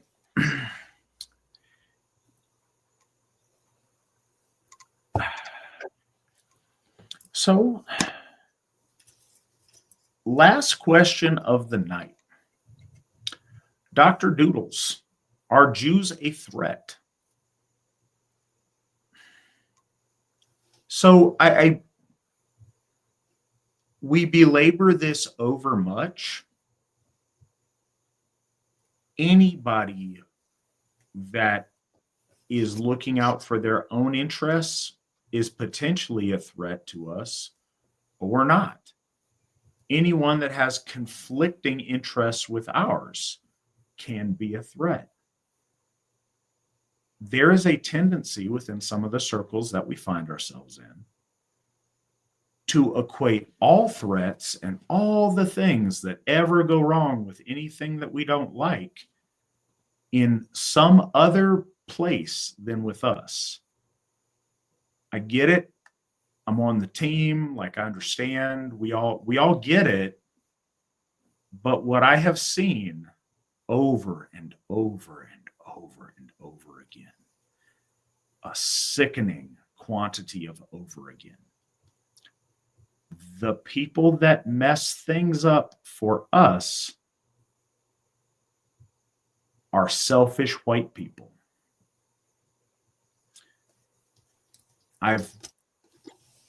That is the truth. The reasons everything bad that's ever happened in the history of modern Asatru has been selfish, short-sighted white people. Sometimes they're just terrible people. Sometimes they're woefully ill with soul sickness, and it has caused them to make really bad choices. But our own people are the ones so often holding us back. What that means, though, is that it's within us and our people to fix that. If we are the ones holding us back, then let's stop and we can be the ones moving us forward. I think that's a little bit of a theme tonight, is that by us working together to build this in a unified way, great things happen and we move forward. When we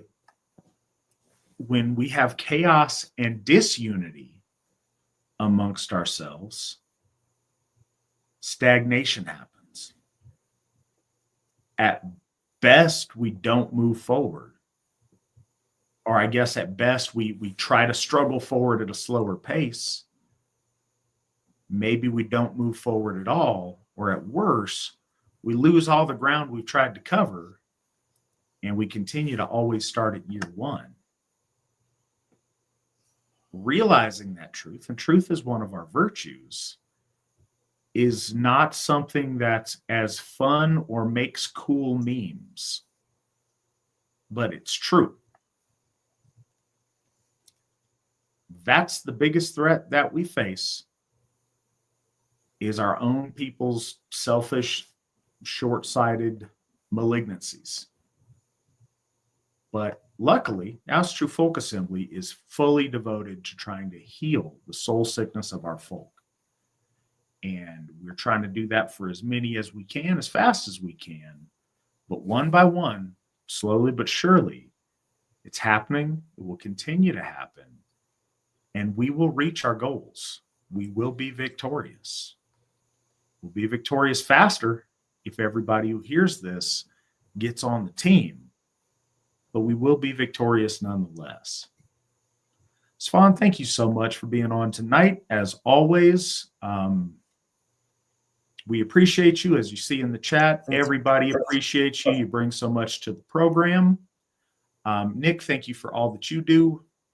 You were awesome. You facilitated every single one of these shows but one when you were out at Odenshof. You were fantastic. Couldn't do it without you. Certainly couldn't do it the way we're doing it or at this level without you. We appreciate you.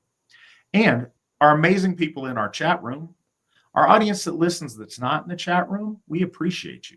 The ones that are always here, the ones that donate, the ones that have questions, the ones that spur on conversation. You guys are awesome. You guys add so much to the program. If you guys weren't doing that, this program would have ended 2 hours and 40 something minutes ago. So you guys are awesome. Thank you so much. And I'm looking forward to talking to you again a week from now. Until then, hail the Aesir, hail the folk, hail the AFA. And remember, victory never sleeps. Bye, guys.